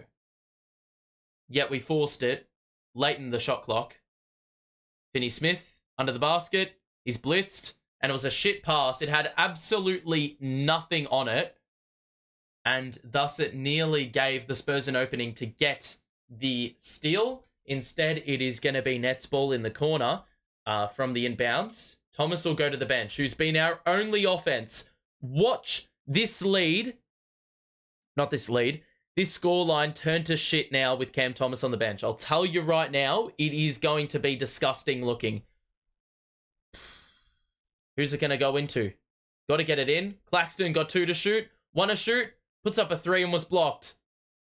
And the Spurs get the ball. It's Jones. The skip pass to Johnson, who was not missed from 3. Now he has. And the board by the Nets. So a bit of a let off there because he was wide open as well. And here he was hitting contested threes in the first half. He is human. Mikal, that was a ridiculous...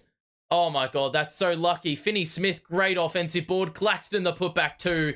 That's good. And Doe, that's his 3rd offensive board. And every single time he gets an offensive rebound today, it's led to a basket. Lucky. Collins, going to back down Bridges. This is a nailed on 2 points. Here we go. Kick out. Oh no, it's Johnson for 3. And he hits. No, he doesn't. He misses. Nets the other way. Bridges, Finney Smith, pump fake, gets by Sochan, extra feed. Claxton was fouled, 2 shots. And Finney Smith done a great job in the last 2 possessions with those dump-off passes. And it's given us some good looks right in front of the basket.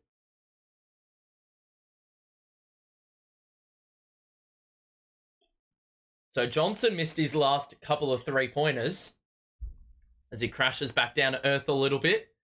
And Claxton with the free throws to get the lead back up to 5 for the Nets. The first is off. What a surprise.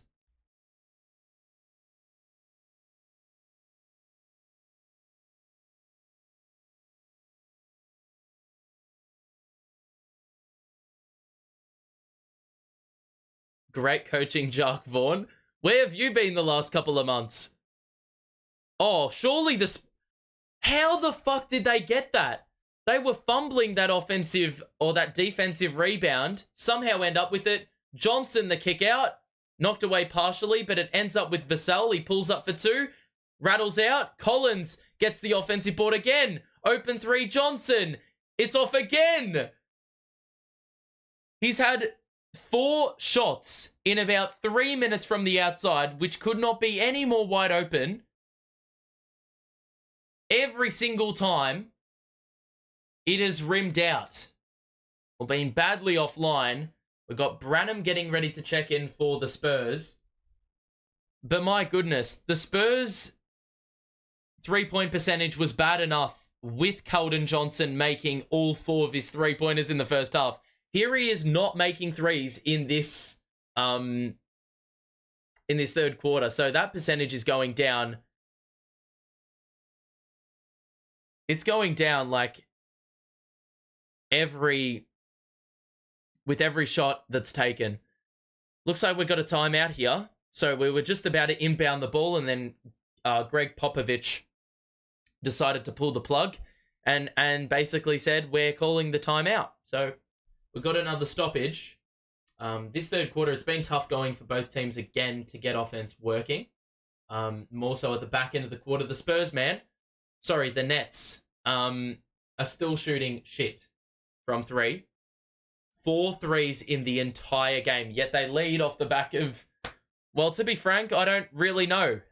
They've scored off every offensive rebound. Finney Smith has got 3 of those, and every single one of those have resulted in a score. 2 of his buckets have come from that source. Clax has got 13 boards, so he honestly could be on pace for having a ridiculous rebounding night. The Spurs haven't turned the ball over either. So that's what's kept them in this game as well. Their 3-point percentage at halftime, I think, was like 5 of 20. They have not made a 3 in the quarter. Wembanyama's 0 of 5. Champagne's 0 of 3. Vassell is 0 of 4. Keldon Johnson is 0 of 3 in the quarter. Yeah, it's pretty dire. It's really, really dire.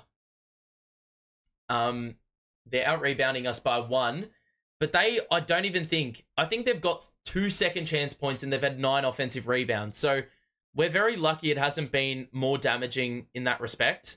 We're still shooting 49% from the field, which is sort of nuts to think. But for me, it's the fast break points, the second chance points, the points off turnovers for the Nets, which have really helped them in this game. But it's the 3-point percentage. The minute one of these teams starts to shoot the ball well, it really takes one player. I mean, the Spurs are in this game because Keldon Johnson went off for 15 points in the damn quarter, or the first half. It's, if Keldon Johnson does not play like that, I mean, this game is a very different sort of story. And similarly, if the Nets actually had one of those players like Keldon Johnson to get the scoring up, it would also be a very different story.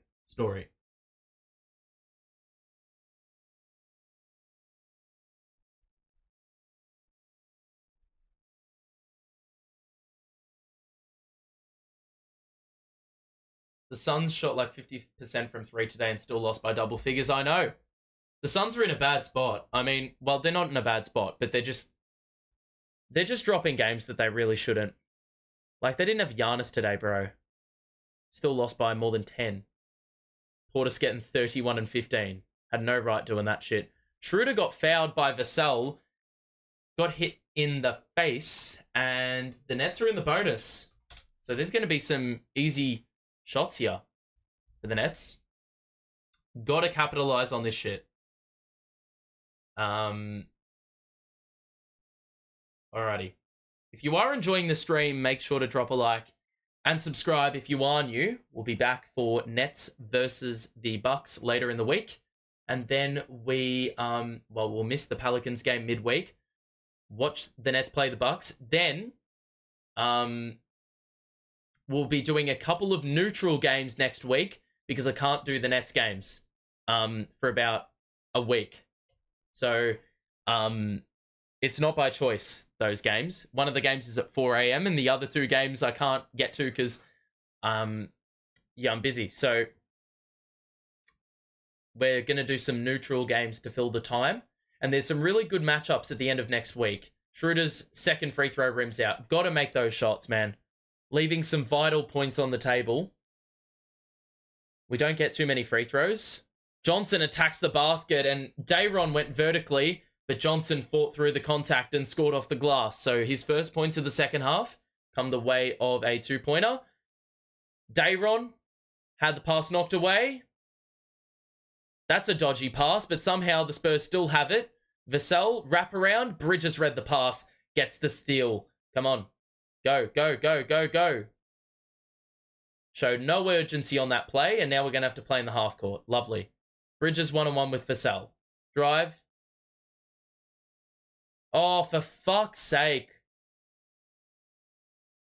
Oh my god. Offensive foul, Mikal Bridges.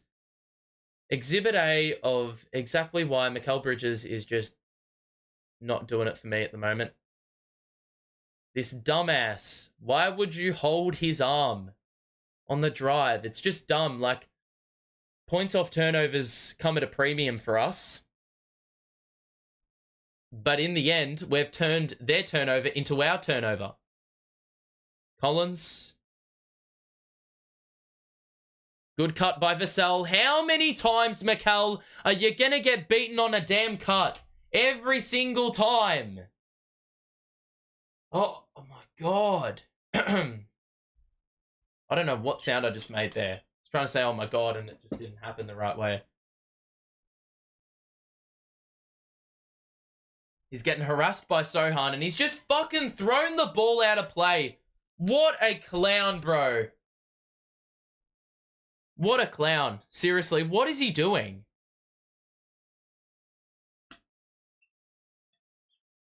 Oh, Jesus Christ.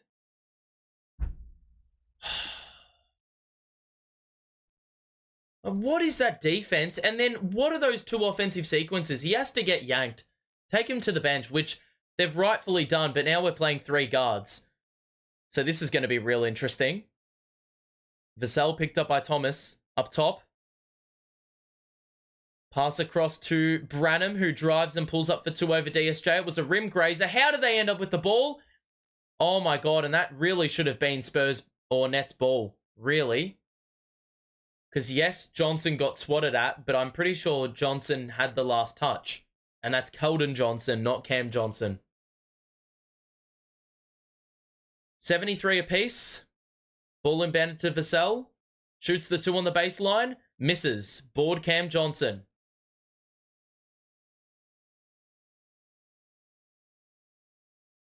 Johnson. Drive. Layup. How was he not gotten the call there? Spurs are running the break. Open lane. Easy layup. And another foul. That is chalk and cheese for playing the Nets. Like, you just have to do that basically every possession. If the Nets miss, you just run the break. We don't look like we have really any urgency getting back. Excuse me. First free throw goes down. The Spurs have the lead back. I thought Bridges was an elite defender. I don't know. I don't watch all the games, if I'm being honest. I'll tell you this much. Mikal Bridges this year defensively has arguably been one of our worst defenders. Yes, we're asking more of him on the offensive side. But in games like this, where Cam Thomas has taken the lead, bro, come on now. Defensively, you should be doing better than what he's dishing up. 75-73. Thomas gets into the paint, moves through, shoots with the right hand and scores. Crazy nifty move. Got right past Sochan. And then Lonnie Walker. No, that's DSJ with the steal. Oh my god. He didn't get the call, but he got his own miss. Behind the back. Dayron gets it to go. +1.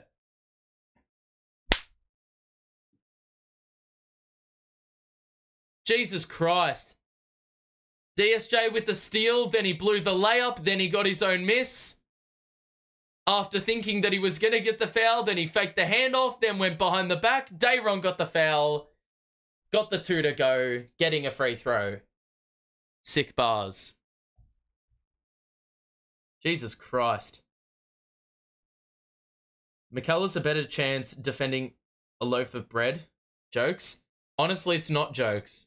Oh my god. Are you joking me? You are kidding. What the fuck, Dennis? How many times are we going to ship off technical fouls when they're absolutely not needed?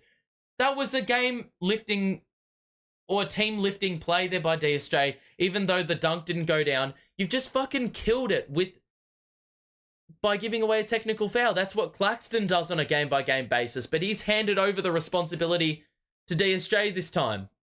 Yes, you're frustrated, and now Dayron misses a free throw.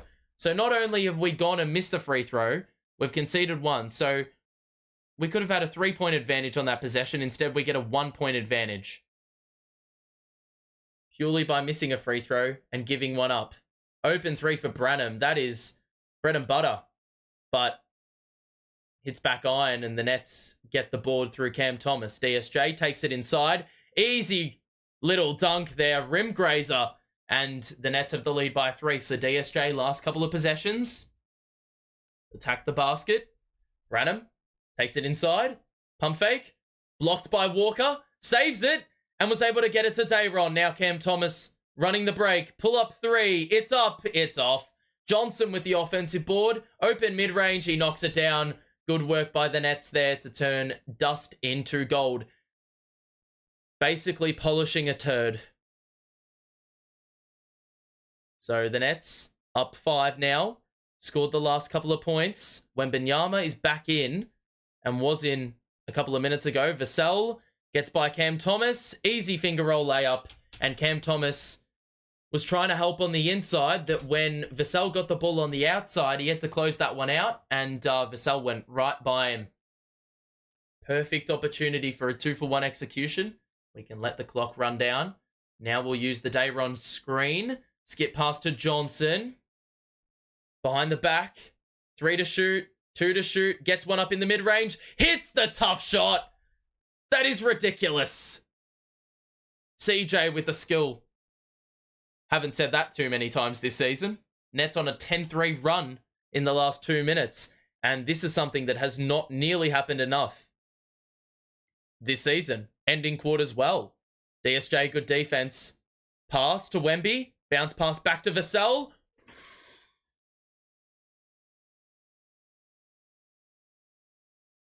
DSJ gives away a foul. He nearly had it knocked away from Vassell. The ball had gotten away from him. Clax is going to come into the game for Dayron Sharp. So 7 seconds to play in this third quarter.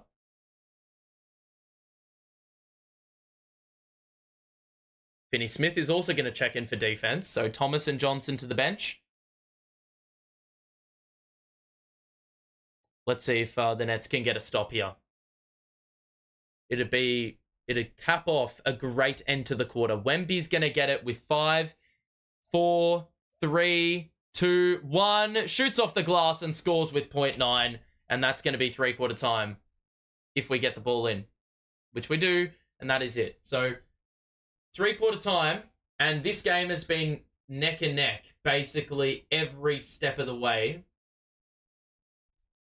The Nets go out in that quarter and score 27. The Spurs go out and score 25 in that quarter, not 265. Let's have a look at the box score. Mikal Bridges has done like next to stuff all today, but Cam Thomas has been ridiculous. 24 points, shooting above 50% from the field, 5 dimes, 2 steals. Schroeder's got 14, 12 to CJ off the bench. Yeah, and that's really a summary. Cam Thomas went off in that third quarter. I think he scored half of his points in 1 quarter. And the efficiency was pretty good. Team is shooting 50% from the field, but 21% from 3. Make it make sense.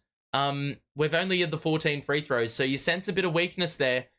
We should not be 64% from the free throw line. It's really that simple. Rebounding and assist numbers are basically identical. Just keep note of these numbers. 35 rebounds, 21 dimes, 11 turnovers. We're going to go to the Spurs now. 35 rebounds, 20 dimes, 12 turnovers. It is so tightly contested. And even though we're shooting it badly from 3, amazingly enough, the Spurs are shooting it worse. They're 5 of 26. They've had 1 less shot than us. They've had basically the same amount of free throws. But yeah, it's a really odd sort of game. I tell you what, Wemby's got 20 and 11. Devin Vassell shot the ball well from inside the arc, but only 2 players for the Spurs have hit a 3-pointer today. And Keldon Johnson accounts for 4 of their 5 threes. Outside of him, the Spurs are 1 of 19. So, I mean, the goal is probably just to make them shoot as many threes as possible. But they probably will start hitting them. Whoever hits threes first is going to win this game of basketball. It's really that simple. If you are enjoying the stream, make sure to drop a like and subscribe if you are new. We'll be back for Nets Bucks later in the week. And then later this week, early next week, we'll be doing some neutral games as well. So if you want to tune in for all those games and you're enjoying the coverage, I'll be doing it very similarly for the neutral games. So make sure to tune in for those. The last quarter is about to begin. Nets have 56 points in the paint, 19 to 10 points off turnovers, 15 to 2 second chance points the way of the Nets, even though they've got 3 less offensive rebounds and fast break points 12 to 9. So we're leading in a number of categories, but the 3-point percentage has left them in this game, and those turnovers we had in the second also gave them an opening.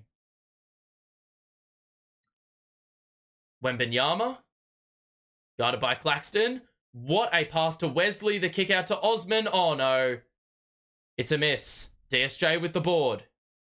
He's going to run it all the way to the other end by himself. Gets swatted violently by Wembanyama. Johnson the other way. The kick out to Branham. One more to Wemby. Another one to Osman. The drive. The scoop. He somehow scoops that up and in. My goodness. DSJ. Johnson. High screen. So no... Well, Cam Thomas is in the game, but he's in the corner at the moment. Oh my goodness! Lonnie! Behind the back past the Claxton. Who finished it off with a 2-handed flush. That is nearly the sauciest pass I've ever seen from a Nets player. And I've seen Kyrie Irving play basketball. They're looking for Wemby under the basket. Walker did very well. Oh, that's just so bullshit, mate. This guy's nothing if he's not 7'3", which unfortunately is not the case. Lonnie was able to deflect the pass. He's got an open 3 right now, and he misses.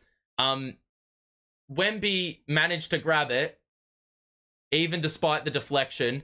Didn't even jump, and was still able to score the layup. Walker has it now and was fouled by Chetty Osman on the break. He wasn't even making a play on the ball.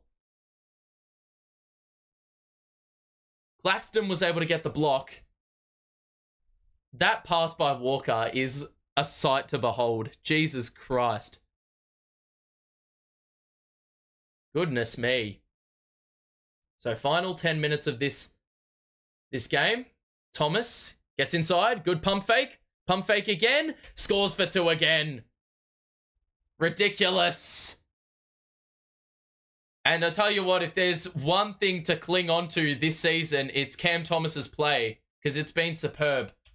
The Spurs respond on the other end very quickly with a 2 of their own. So a very pacey last quarter to start things off. Thomas was fouled. Got the bounce! Cam Thomas! Are you serious?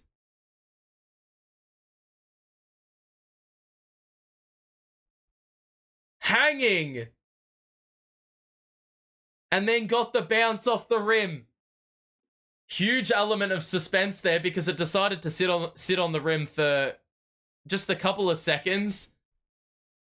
We get the and one opportunity.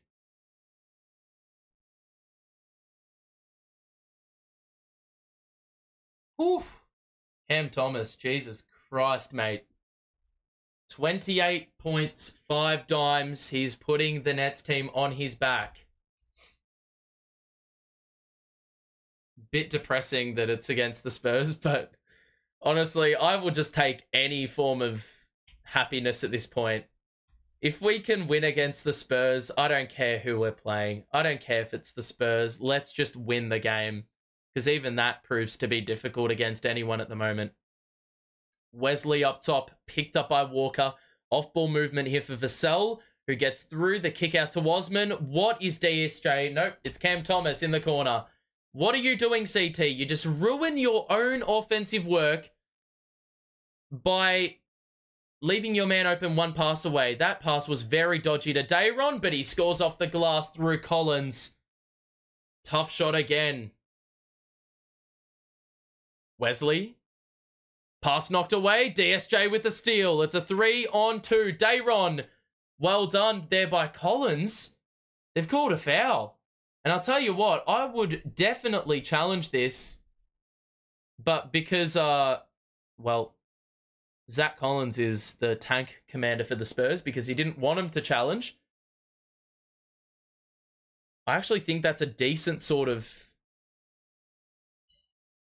stop there. I actually thought that that was a clean denial there by Collins. Instead, it's going to be free throws for Dayron. He's got to hit these. He's missed his first free throw, and he misses his second free throw. Fucking idiots. Schroeder's back in. Lonnie goes to the bench. 8:44 to play.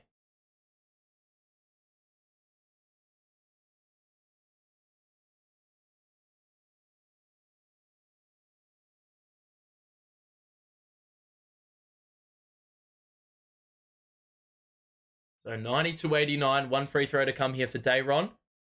We now are possessing more free throw attempts than the Spurs. However, less makes. We're 11 of 17. 8:40 to play here in the fourth. Trey Jones, Vassell. Defended by DSJ. The drive. Collins the cut. And he's fouled. And Dayron is clueless. Has to let off some steam by walking away from the ref. I don't really know what Dayron is supposed to do there, to be honest. Let's have a look. Oh, you're fucking kidding me. That is just never a foul. Bro, man has both of his arms straight up. Yes, he jumped into the body, but isn't that what defense is? Arms straight up. Jump into the body? How else are you supposed to fucking defend? So, Collins just getting two cheapies here at the line. And both free throws are good. And it's a 2-point game yet again. This game seriously is going to be... Seriously, this game's going to go down to the wire. How depressing is that, huh? Schroeder. Screens. Kick out. Oh, no. Dennis for three. It's good! I think I just have to say, oh, no, every time DSJ shoots a three, because I think that actually adds 10% luck to the shot. Step back two by Vassell is good. Created that separation nicely on the baseline. And the Nets have the lead by 3. Schroeder. Behind the back to DSJ. Gonna drive. Missed the layup, but Dayron with the putback too. And we've got a timeout, it seems. And at the 7:41, the Nets are up by 5. Box score check, baby. The Nets have got 5 plays in double figures, which is something that hasn't happened in quite some time. With the offense, with the offense being completely incompetent in recent times. Mikal only has 8 of those points. So it definitely has not been him today. Dayron's got 13 off the bench, which is a welcome sight because he hasn't really had much offensive firepower attached to him in recent memory. But it's good to see the 13 by him, the 12 by Cam Johnson off the bench as well. We really haven't had this much scoring in quite some time off the bench. And then Flax has got 11 and 13. Schroeder's got 14 and 6 dimes. He's turned the ball over a little bit, been a bit turnover prone. Cam Thomas, 5 dimes, no turnovers, 2 steals, made a few free throws, shooting the ball lights out. I mean, there's not much more you could ask for from a Cam Thomas performance. Team is shooting 52% from 3. And look, we really could do with that DSJ 3 not being chalked off in the first quarter. How amazing would it have been if DSJ was our leading 3-point shooter today? And he would have been if he didn't have his toe on the line. The Nets are still shooting abysmal from 3. But the free throws have beefed up. We're still shooting 52% from the field. We've had 25 dimes. Getting those second chance points basically on every offensive rebound, while the Spurs cannot get that conversion rate up. And that's usually something we're on the receiving end of. Only the 2 turnovers in the second half as well. That's been incredibly imperative.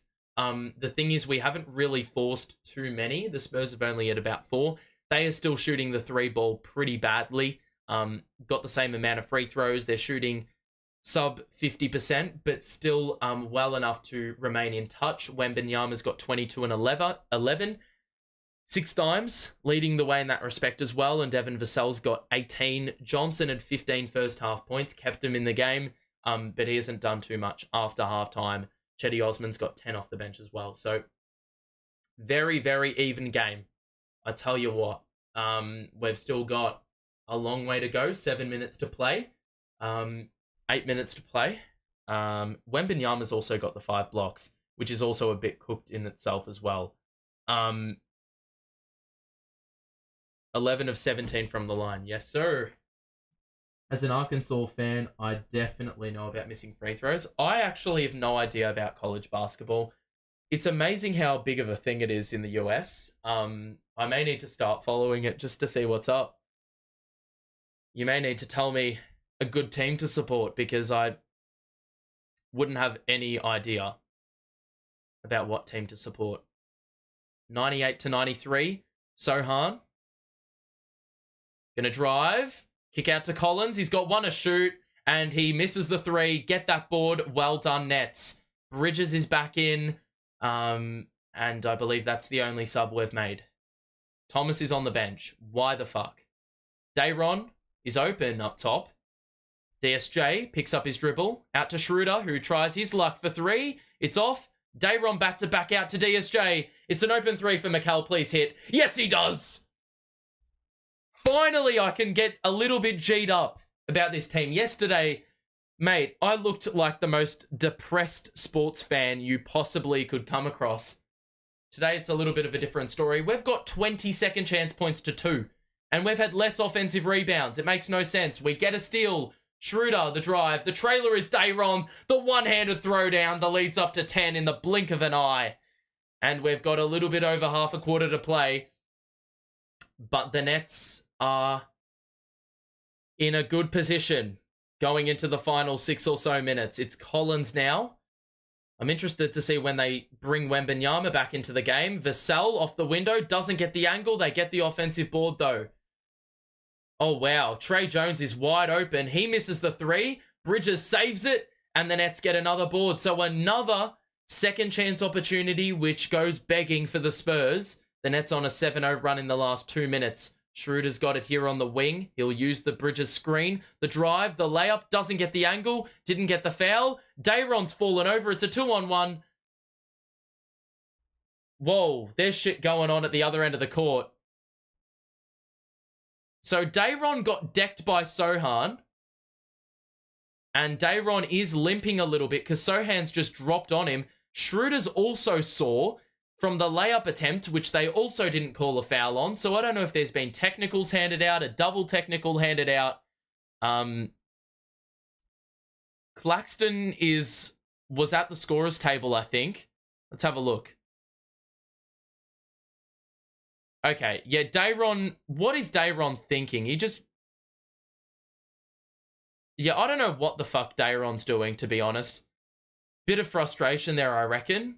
But Dayron brought Sochan down, so it's not even a I thought it was Sochan doing a bit of shithousery here, but instead it was actually Dayron doing it, which is so dumb because, bro, we needed the numbers up the other end of the floor. And this bozo, what is the point of that? Why would you do that? We're up 10 points, and I mean, I've said this a couple times today. Clax is the specialist at being an idiot and giving away these fouls to stuff up the momentum.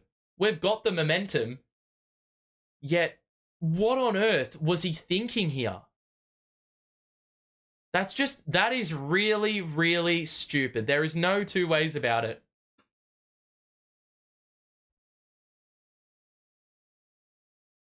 That is just unnecessary. Basically, Schroeder missed the layup. He got taken aground. Then Dayron fell to the floor and brought Sochan with him. And basically, Dayron tripped him up as he tried to get up Sochan. So basically, look, Dayron's a bit of a dum-dum for that sequence. Tell you what. If you are enjoying the stream, make sure to drop a like and subscribe if you are new. We'll be back for Nets versus Bucks later in the week. And then we'll be doing a couple of neutral games to end off and start next week. So make sure to tune in. Make sure to tune in for those games. Let's see what on earth is going on here with this, because this is a very unique play that you will very rarely see. Like,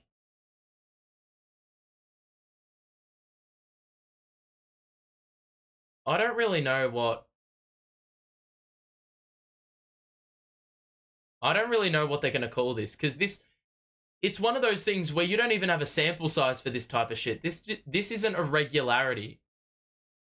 This is something that you will very rarely see more often than not. So 5:43 to play. The Nets up 10, but I don't know what this play is going to result in for the Spurs.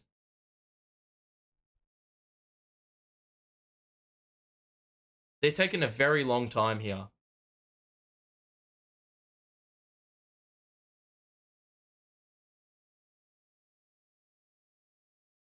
Alrighty.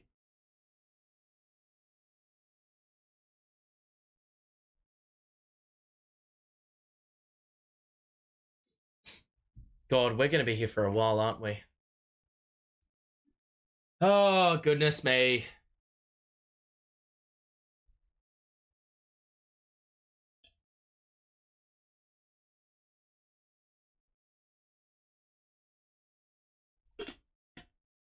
Let's see what they're going to call it. I actually don't know what they're going to call this. The amount of gel in the referee's hair is just ridiculous. The amount of accumulative gel in these guys' hair. That's when you know I'm bored. That's when you know the stoppage has gone on for a while, when I'm observing the amount of gel in the hair of a referee.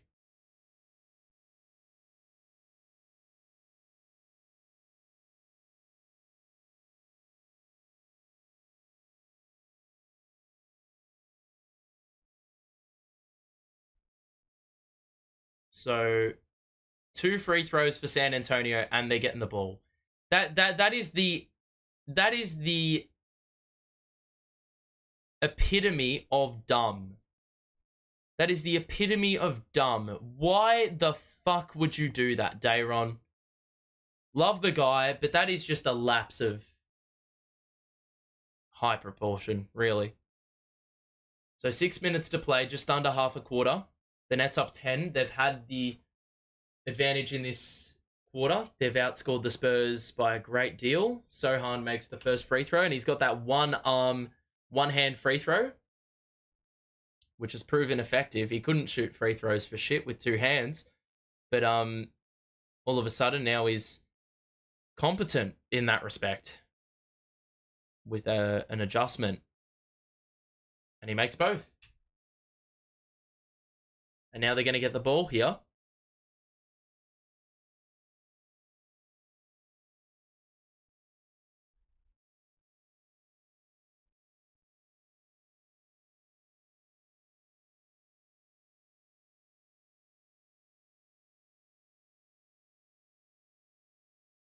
Okay. The play resumes. Vassell. This has just basically stopped us in our tracks. We had a really good run of momentum before that all happened. And now this stoppage could work both ways.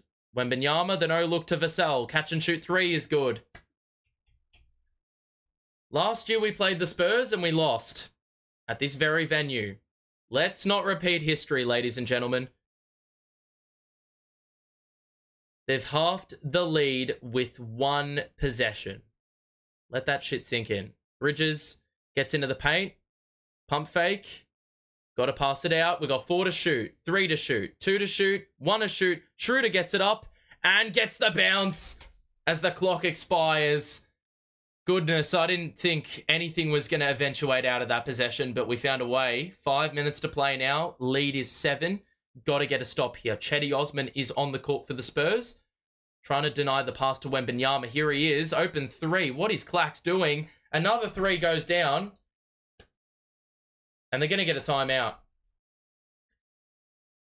Human embodiment of stupid, Dayron. I will continue to fucking say it. We could have actually gotten a stop on that end when he committed that bullshit foul. Instead, allowed the Spurs to reset. And the Nets have basically also had their run completely stunted. It's now a 4-point game. Hit a couple of 3s in a row. Spurs have scored 8 points in about a minute. So, timeout. Nets. And, yeah, we're in a little bit of trouble. Little spot of bother. So, let's see what this team have got in them. I just looked at the box score. We'll probably do another box score check later on. Okay. Bit of time to go in this one. 4:37 to play. 4-point lead, the Nets. I'm going to lose it if we choke. We can't be doing this again. We cannot do this again. For the love of God. You know what? At least we're in a game of basketball. The amount of games that we have just been utterly garbage this season, and more so in the last month, yeah, is pretty ridiculous. The Hawks are playing the Clippers later today. They are still losing. They're still losing. So, I guess we're still in the hunt somehow for that 10 spot, but yeah. Because Portland have beat the Hawks, Utah have beat the Hawks.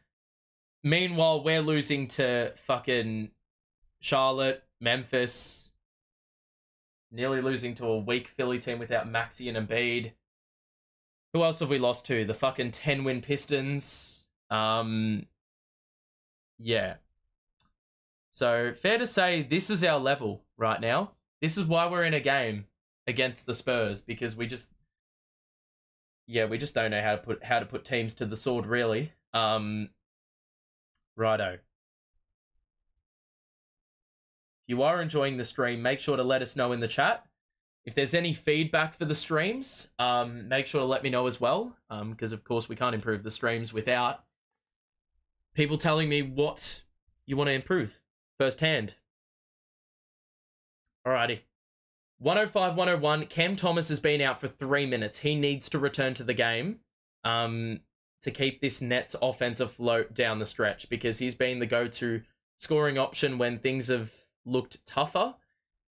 And with 4:35 to play, Finney-Smith, Thomas are back in, and the Nets have their starting 5 group. Schroeder drove and kicked it back out to Thomas with 10 to shoot. He lost the ball. Finney-Smith gets his hands dirty. There's got to be a jump ball there. So, look, it very easily could have been a fast break possession for the Spurs. So, I'll say I'm grateful that we were able to force a lockup, but not very grateful that Cam Thomas, that would have been his first turnover of the game, and it couldn't have come at more of a costly time. So, Finney-Smith in a jump ball with Keldon Johnson.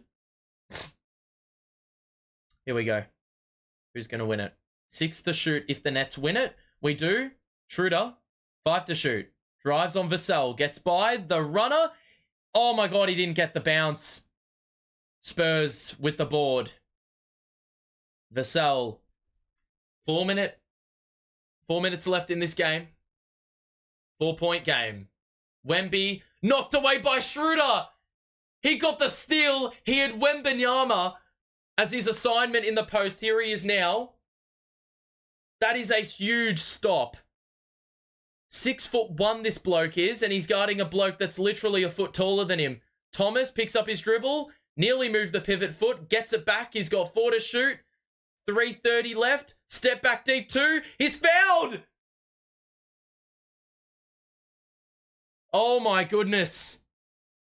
First, the Spurs bench were absolutely screaming for a travel to be called because they thought he'd move the pivot foot. And then with 1.3 on the clock, a step back 2 results in him being hit on the arm by Sochan. And it's going to be 2 free throws here for Cam Thomas. But Dennis Schroeder, you absolute hero. 6'1" tall, guarding 7'4" tall Wembanyama, was able to get a steal as he was being backed down.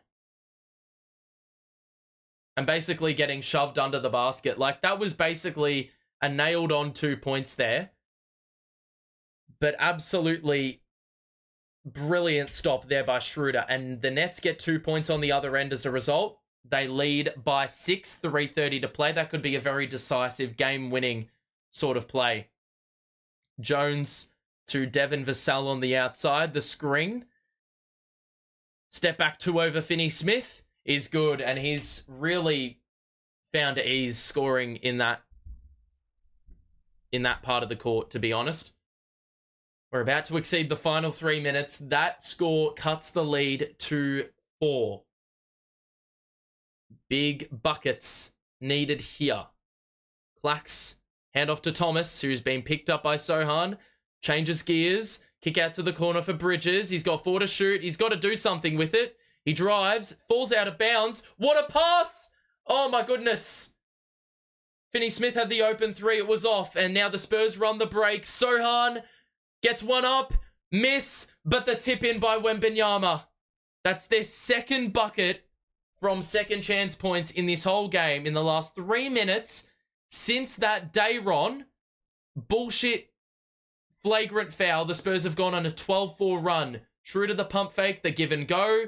Gets one up, got no lift. They can tie the game. They've just passed it away. Finney-Smith reads it, and the Nets have another opportunity. They're going to slow it right up. You got to give the ball to Cam Thomas instead. Schroeder takes it in. Then he gives it out to CT, who's going to shoot the pull-up 3. Top of the key, it's off. And the Spurs can take the lead. Final 2 minutes. We are limping to the finish yet again. Have not found high percentage shots really down the stretch here. Here's Vassell. He drives. Extra feed. Wembanyama. It's an easy flush. You got nothing on that sort of play. And the Nets, bro, half court Brooklyn offense is shit. See what I mean by that Dayron sequence completely killing the fucking momentum of this team? We were up 10, bro, and had just gone on a run. Bridges lost it and got it back, and he's missed another shot. Why are you shooting? You've got single-digit points in the fucking game, and you've got a 30-point scorer stuck in the corner. We can now give up the lead. Well, we don't have the lead anymore, but a score here would give the Spurs the lead. And now we're in a switch. Bridges is guarding Wembanyama. It's an open 3. It's good. You can't make this shit up. You cannot make this up, bro. Dayron Sharp, thank you very much for fucking blowing it. I don't care what's happened right after. That play single-handedly has fucked it up. And to be honest, the shot selection down the stretch has been fucking dog water.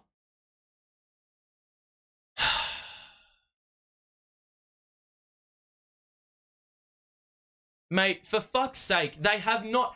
This is going to be the second consecutive game that we have given up 6 3-pointers in the game to our opposition of a shit percentage, and yet somehow we still are losing.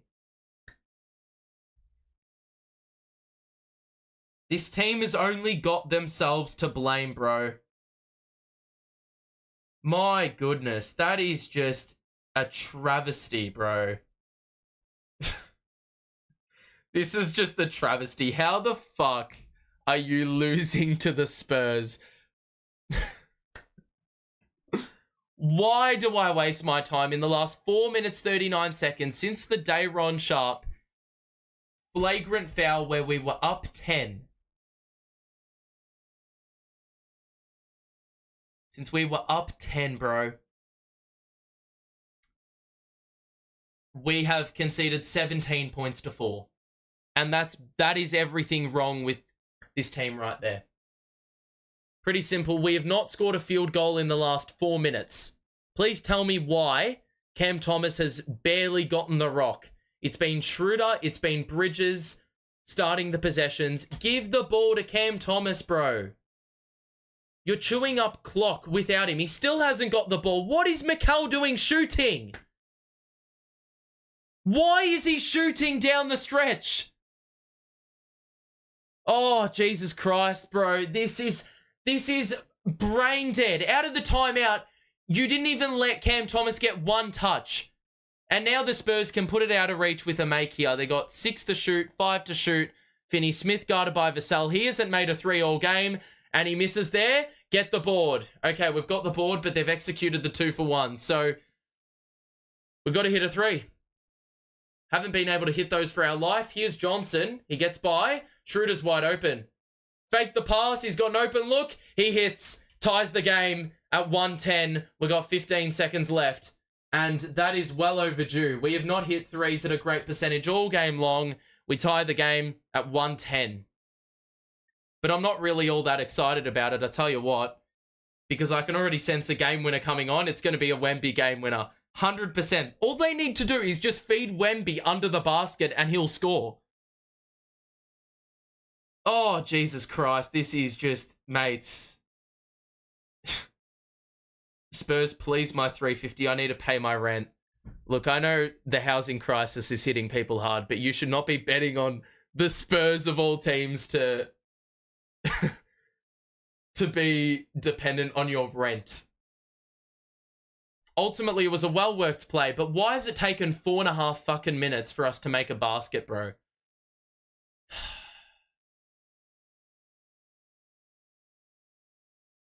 I can't even get excited. Like, bro, this is just like, bro, 15 seconds left. This is danger territory right here. GG Wemby game winner for sure. Yeah, I literally can see it coming from a mile away. It's going to be a foul on the Nets. It could be that as well. How did the Spurs come back? Well, Dayron Sharp committed a bullshit flagrant foul for some stupid reason in the backcourt about at the 6-minute mark. And since that point, the Spurs went on a 17-4 run until that Nets 3, which tied the game. So only got ourselves to blame. It's always someone doing some stupid shit to kill off the momentum. Here we go. 15 seconds. They've got to take it the length of the court. They didn't advance it. They had the choice, I believe. Here we go. The Spurs are probably going to use up the entirety of clock. Let's see what happens here. Ball goes to Devin Vassell. 3 to shoot. Oh my God. No way. Oh my God. That is an unreal stop by the Nets. The Spurs didn't even get within 5 feet of the 3-point line. They were walking a tightrope along the half-court line. Finney Smith, Schroeder, all condensing them to basically that half-court line. Clax nearly got a steal, and if he got that steal, he's got about 3 seconds to run half a court length. But we're going into overtime, ladies and gents. And for God's sake, why does this have to happen? I mean, this Nets team had 20 points in about 6 minutes, ended the quarter with 27 when it was all said and done. So, what more can I say? I'm busting to go to the bathroom, so I will be back in just a few moments. I'll take a quick toilet break, and then we'll be back for the overtime period. Back in a moment.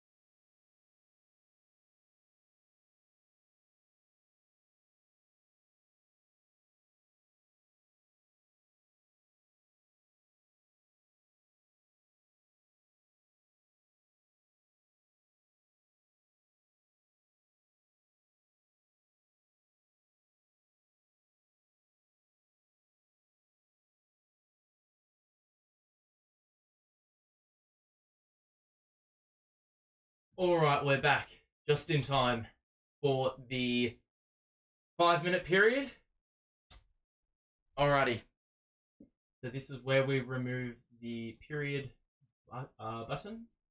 And it's now overtime 1. And the Spurs win the tip.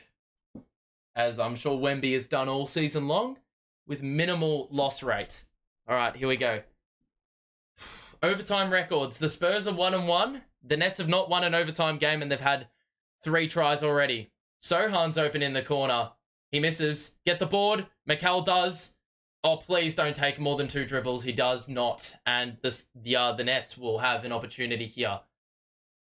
Time to make amends on what has been, well, a really shit end to the game, if I'm honest here. Schroeder, bounce pass to Finney-Smith.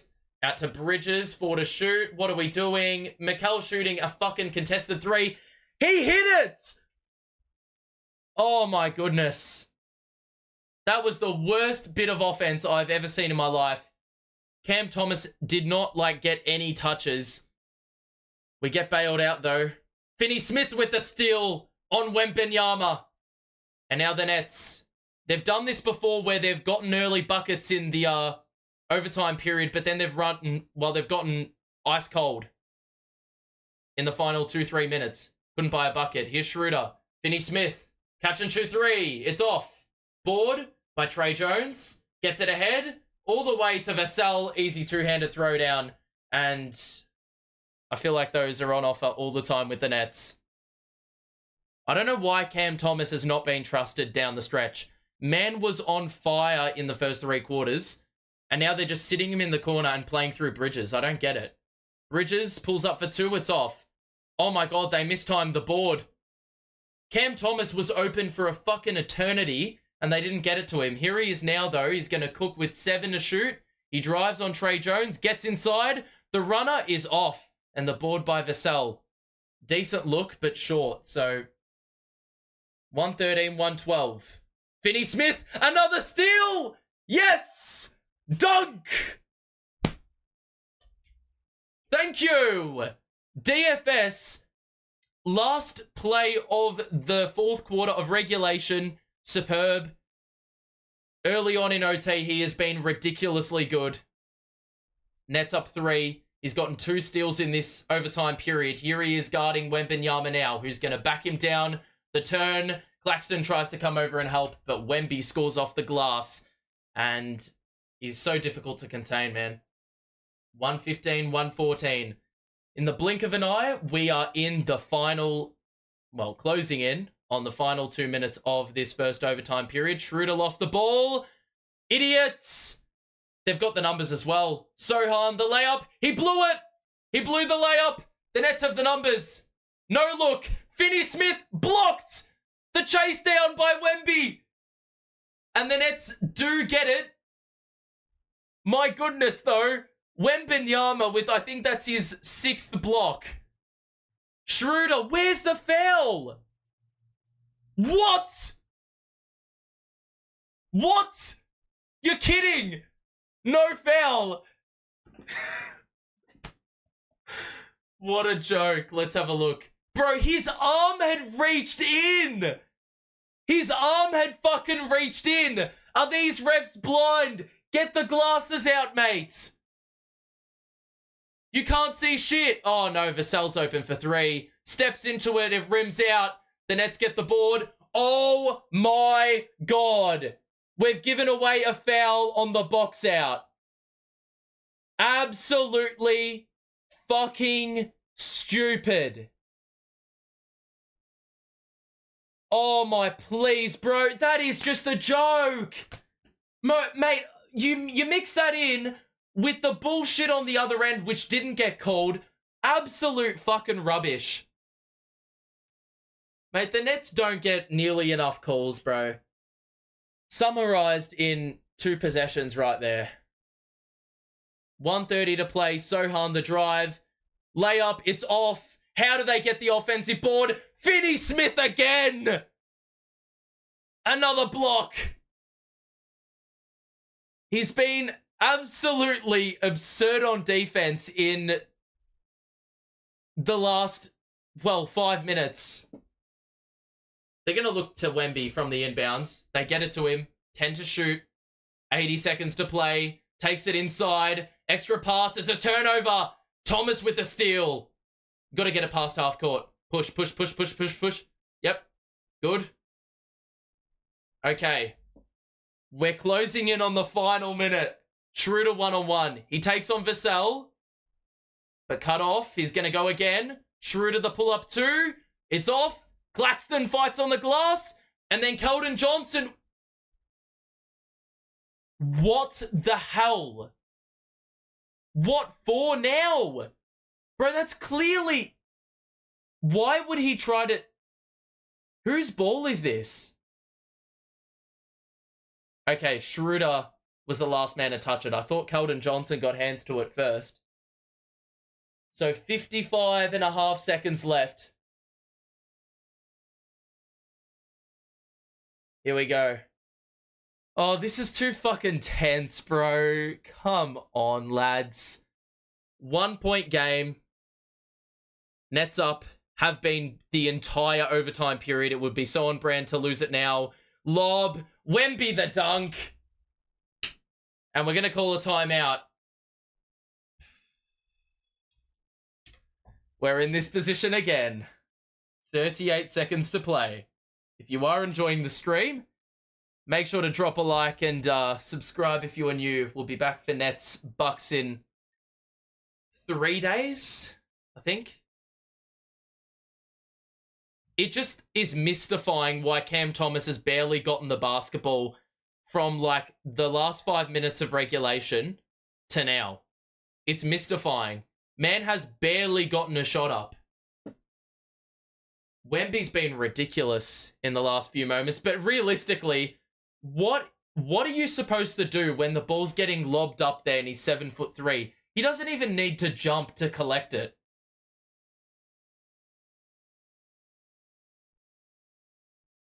Okay.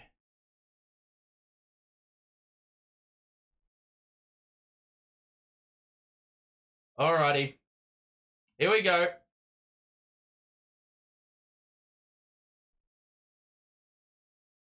"38 seconds left, ladies and gents. Yeah, we'll be back for Nets Bucks and then later in the week doing a few more neutral games and early next week. So if you want to tune in, make sure to subscribe. And yeah, like the show as well. If you are enjoying, of course, that is. Okay, we've got a 2-for-1 opportunity. This is sort of a good position to be in, but you've got to be highly effective. No dawdling on the play. You've just got to get it and go. Cam Thomas is the guy. You need to get it into him. And obviously he needs to cook. 38 seconds left. Got to get it in. Get it to Clax. Back to Schroeder. We're looking for CT. Are we just holding for one? Oh my God. What is this? Schroeder the drive, the acceleration. Oh my God, he's blocked it again. No! They've counted the basket. Oh my God. It's a goaltend. Oh my goodness. Schroeder got to the basket in the nick of time. Let's see if this was a goaltend or not. Oh my God, it's a block. That was a clean block. But it makes up for the one earlier in the game where he blocked it after the ball hit the backboard.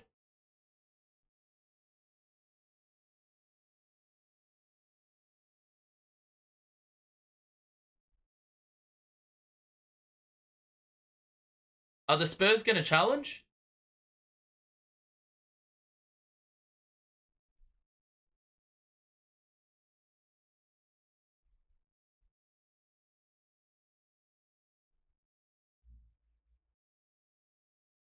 Oh, that is so bullshit. They can chalk off the 2 points, but before, because they didn't call a goaltend, they were able to, or they couldn't go back and review it.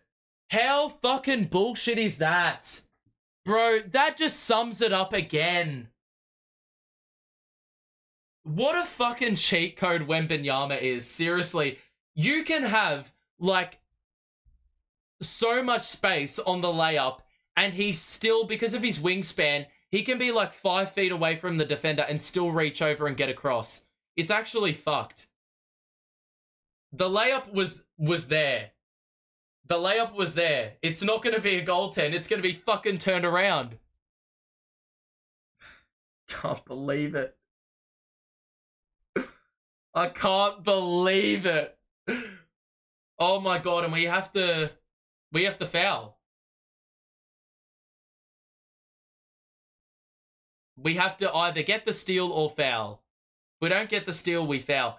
I'll tell you what, we've been very close to it. The good thing is we're 25 seconds away from the buzzer. So that means that's a lot of time. A lot of time to kill. We have got a timeout remaining. You just got to play the long game and hope. But for fuck's sake, man, I'm still so livid about that Dayron flagrant about 6 minutes left in the fourth. That's living rent-free in my head at the moment. Because that just killed our momentum. We went on a run. That stopped it. We gave away 2 points, gave away an extra shot. They halved the lead in one possession.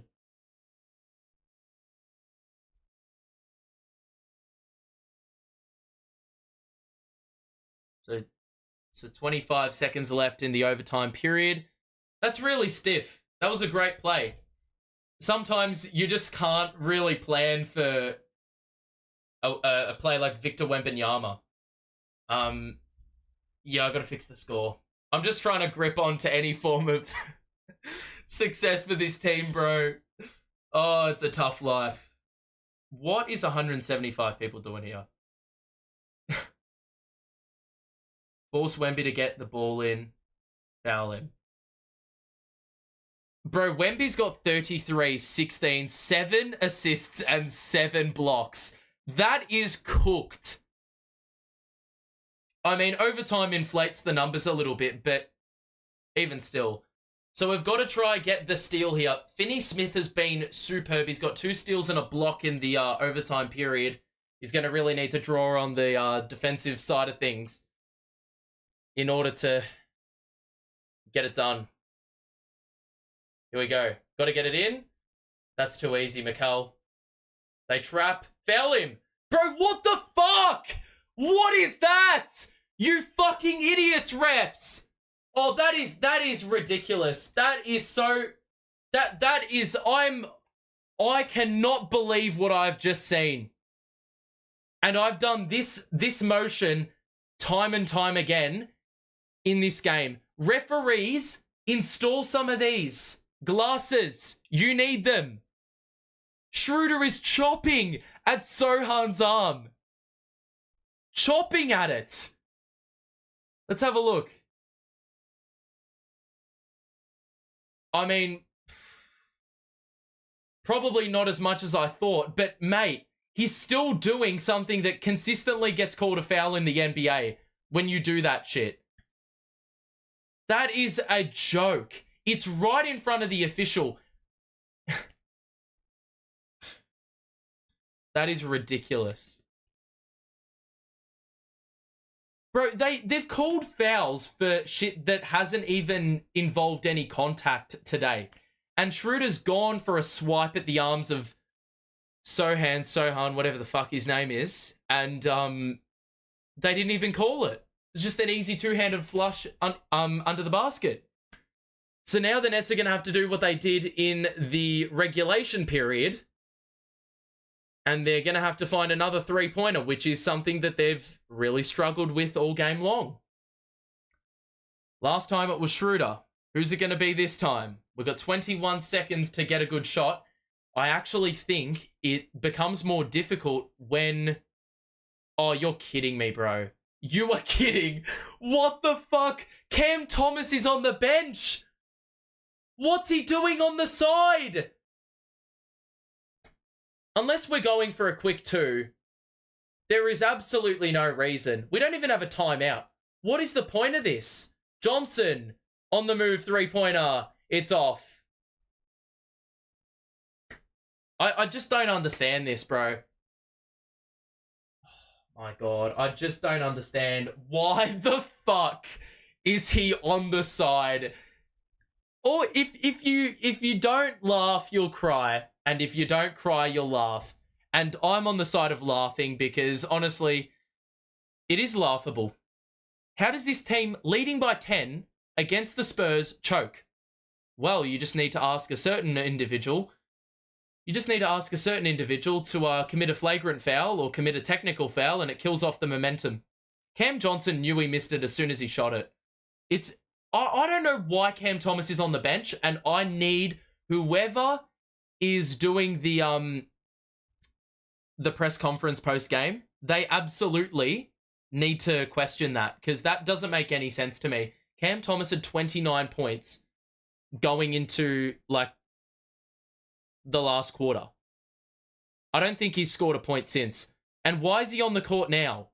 So he was on the bench when you needed a three, or at the very least a two, and now he's come on the court when you're 2 possessions behind. That just doesn't make any sense. Unbelievable. Unbloody believable. 11 seconds to play. We're down 5. We have no timeouts remaining, and we're done for. The Spurs can thank Wembanyama for existing. Schroeder for 3. He misses, and that'll do it. We've lost the game to the fucking Spurs. Add that to the list, ladies and gents. There's 2 seconds left, but it doesn't really matter anyway. Nets fans, this is a safe space. Vent your frustration. And Spurs fans, you're more than welcome to talk shit to me, because, I mean, I support a sorry franchise. I know it. I think every Nets fan knows it. And look, if you put money on the Spurs for winning this game, you're an absolute genius. And I'm going to give you your plaudits. For fuck's sake, bro. That is embarrassing. Oh my God, another game. Another game where stupid shit gets in the way. Day'Ron Sharpe, you've got yourself to look at in the mirror, because you're a fucking idiot for giving away a flagrant foul when we have momentum in the 4th. The one time we have 4th quarter momentum. The one time. And we lose this one, 122-115. You've only got yourselves to blame. We were up 115-112. We concede the final 10 points of the game. Where on earth was Cam Thomas? I need to go to the box score immediately. Now, Wembanyama's stat line is good and all. It's irrelevant, though, because Cam Thomas ended the game with 31 points. He was on 29 points, I think, at the start of the last quarter. He's ended the game on 31 and taken about 4 shots in probably 10 minutes of action. I don't know what we were sitting him out for. Even just to be a facilitator of the offense. We had a 4-minute stretch at the back end of the fourth quarter where we did not score the ball from the field. Cam Thomas resolves the issue.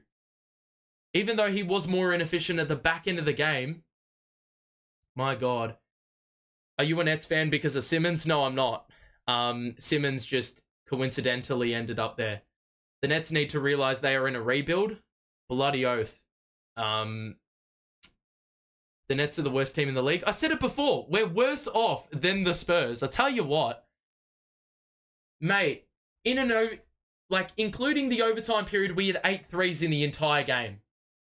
Only turned the ball over 4 times since halftime. Mikal Bridges, best believe, did not have fucking 31 points, I'll tell you that much.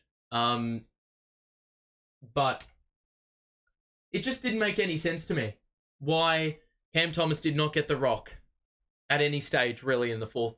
Schroeder's efficiency went out the window as soon as crunch time occurred. And then equally, Mikal Bridges, for some reason, was getting more of the basketball than Cam Thomas. Look at the efficiency of those two players. It just doesn't make any sense to me. Look, we end the game doing a lot of things right, but the 3-point percentage is now the thing that's the downfall. If it's not the turnovers being better, or if it's not the turnovers being bad, it's the fucking threes. If it's not the threes, it's the free throws. If it's not the free throws, it's the points off turnovers, the fast break points, or the offensive rebounding. Like, today, we didn't even get cooked from offensive rebounds, even though we gave away more. Until really the last quarter, we had 2 less offensive rebounds, right? 13 to 11 out-rebounded. But here's the baffling thing. We had 20 second chance points to 4. Yeah. That is baffling. 17 fast break points to 11. 70 points in the paint against a team with Victor Wembanyama. And we didn't even score 120 points. So crazy amount of points coming from that outlet. And points off turnovers, 24 to 10. We killed them in all those areas. But yet somehow still lost. Still lost. The Spurs shot 24% from 3, had 17 turnovers, had less shots, and still won the game. I don't really know what to tell you. Keldon Johnson had 24 points. Vassell had 25 points. Wembanyama had 33, 16, 7, and 7 blocks. The field goal percentage for us ended at 46%. It was hovering at 50% until probably crunch time. Ultimately, this is a game where you look at every statistical category and you almost have to say that we lost the unlosable. This was basically what happened yesterday against Indy. We held a team to shooting poorly from 3. Or we were in the same position as the Pacers, yeah. Didn't give away too many threes. Didn't turn the ball over often in the second half after doing so in the first half. Got a lot of second chance points. Got a lot of points off turnovers. Got a lot of points off fast break possessions. Yet somehow here we are having lost our 42nd game of the season. And with that, that is actually clinching a losing record when it's all said and done. Crazy. What happened in that flagrant? Well, basically all that happened was the Spurs were going up the other end. Day'Ron brought Jeremy Sochan down, whilst Dennis Schroeder was also down up the other end. So it would have been a 3-on-4. In the end, we got hit with the flagrant foul because Day'Ron brought him down and then tried to trip him up as he was getting up. Flagrant foul, they got a basket, or I think a 3-pointer off of that. So they sliced the lead from 10 to 5 in the blink of an eye after we had gone on like a 10-3 burst of our own. That whole stoppage completely killed our momentum, and it equally got them, well, bang for their buck on one possession. Immediately, the lead was slashed. And from then on, our offense was really stunted. So, look, this team just finds new ways to lose. I'm not really that surprised. Nothing but actors out there. It's not real basketball. It's a live performance, a scripted act or play. I'll tell you what, it is a live performance. This Nets team, honestly, are entertaining as hell for how shit they are. It's actually amazing. We don't deserve to be in the play-in picture. You can forget about the play-in. I want this season to end as soon as possible so we can actually get down to the nitty-gritty details about where this team is at and what you need to do thinking ahead. Because if we keep, if we make the play-in, it's going to sell that belief that we are sort of good enough to compete. We're not. I don't want us to have any chance of causing a playoff upset and actually sneaking in off the back of, a couple of play-in games. I don't want to see it. Do you think Wemby was goaltending? He wasn't. But there was one earlier in the game where they didn't call the goaltend, but it was goaltending. Because they didn't call goaltending, they can't call it back. Because in overtime, it was goaltending. Or sorry, in overtime, it was goaltending. They did call it back. Or they could review it because it had been called and you can overturn it. You can't overturn something that was never called, if that makes sense. Still 14 more games of straight garbage left. Well, yeah, we are doing the Nets-Bucks game, which I'm not excited about one bit whatsoever. Honestly, the Bucks could not play Dame and Giannis and they'll still win. Yeah, but we'll be doing that game and then we'll be doing some more neutral games. So if you want to watch games that aren't Nets related, we're going to be doing a couple games later in the week. So if you want to tune in for those, you're more than welcome to. But for now, I'm going to wrap it up here because I've got to head off. But it has been a great stream. A lot of people tuning in. A lot of people hopefully enjoying, me lose it. Because that's usually what people seem to like.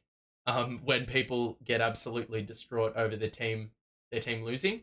But I appreciate you all being here. Make sure to like and subscribe on the way out. We'll be back, as I said, for those streams. So make sure to stay tuned for those. But until then, just another day in the life of being a Nets supporter, huh? We will see you back in a bit. But until then, make sure to stay safe. Enjoy the rest of your day.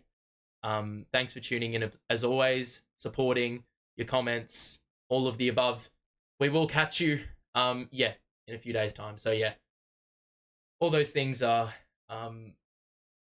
we saw today, probably going to see them for the rest of the year, realistically. That's going to do it, though. Wow.